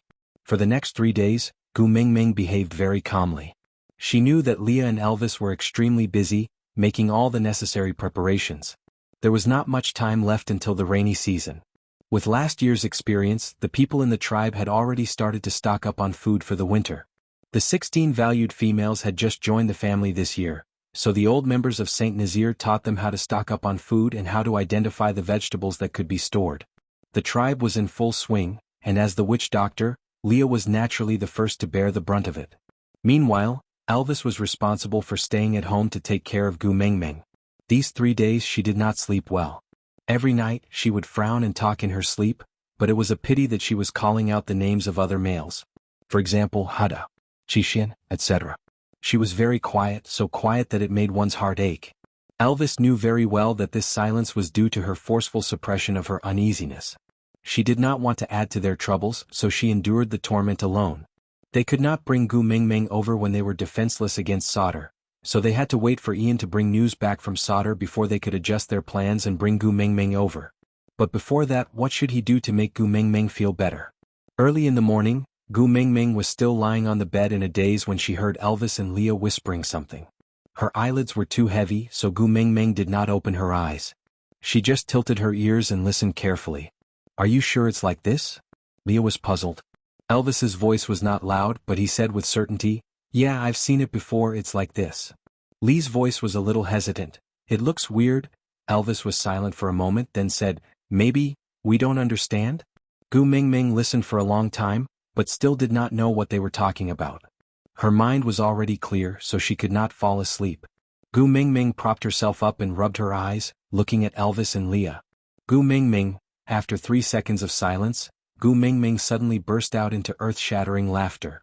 Ha ha. Elvis and Leah looked at each other, the atmosphere rather awkward. They did this to make her happier, but she was clearly laughing, but why did they feel that something was off? Gu Mengmeng looked at her bikini top half on Leah and the bottom half on Elvis. Her face was flushed from all the laughter. She could not breathe properly, sprawled on the bed and banged on the bed. Lee's chest was much wider than a woman's, so even though the bikini on his upper body was similar to Gu Mengmeng's, it did not cover any part of his body. Instead, he wore a pair of sexy little spectacles in between the 2 points, looking extremely comical and indescribable. Elvis was even more exaggerated. The lower half of the bikini was a thong, which could barely cover a girl's private parts. With Elvis's size, how could he possibly cover it? Therefore, the small underwear looked like a pornographic version of the SM binding method of sumo wrestling. It was full of a sense of incongruity. On the other hand, some of Elvis's masculine characteristics were in a state of complete freedom. Ha-gu, gu. Gu Mengmeng's gu-gu. Gu-gu, gu-long, gu-gu-gu-gu-gu. Gu-gu-gu-gu, s. Looks like you really like swimwear. Digression. You're tuning in to the Han Lee's Wuxia Chronicles YouTube channel. We're so grateful for your support, and don't forget to subscribe to join us on this incredible journey through captivating stories. Your generosity through donations truly makes a world of difference, as it's the primary source of revenue that allows me to expand and enhance this channel for you. Thank you from the bottom of my heart for being a part of this adventure.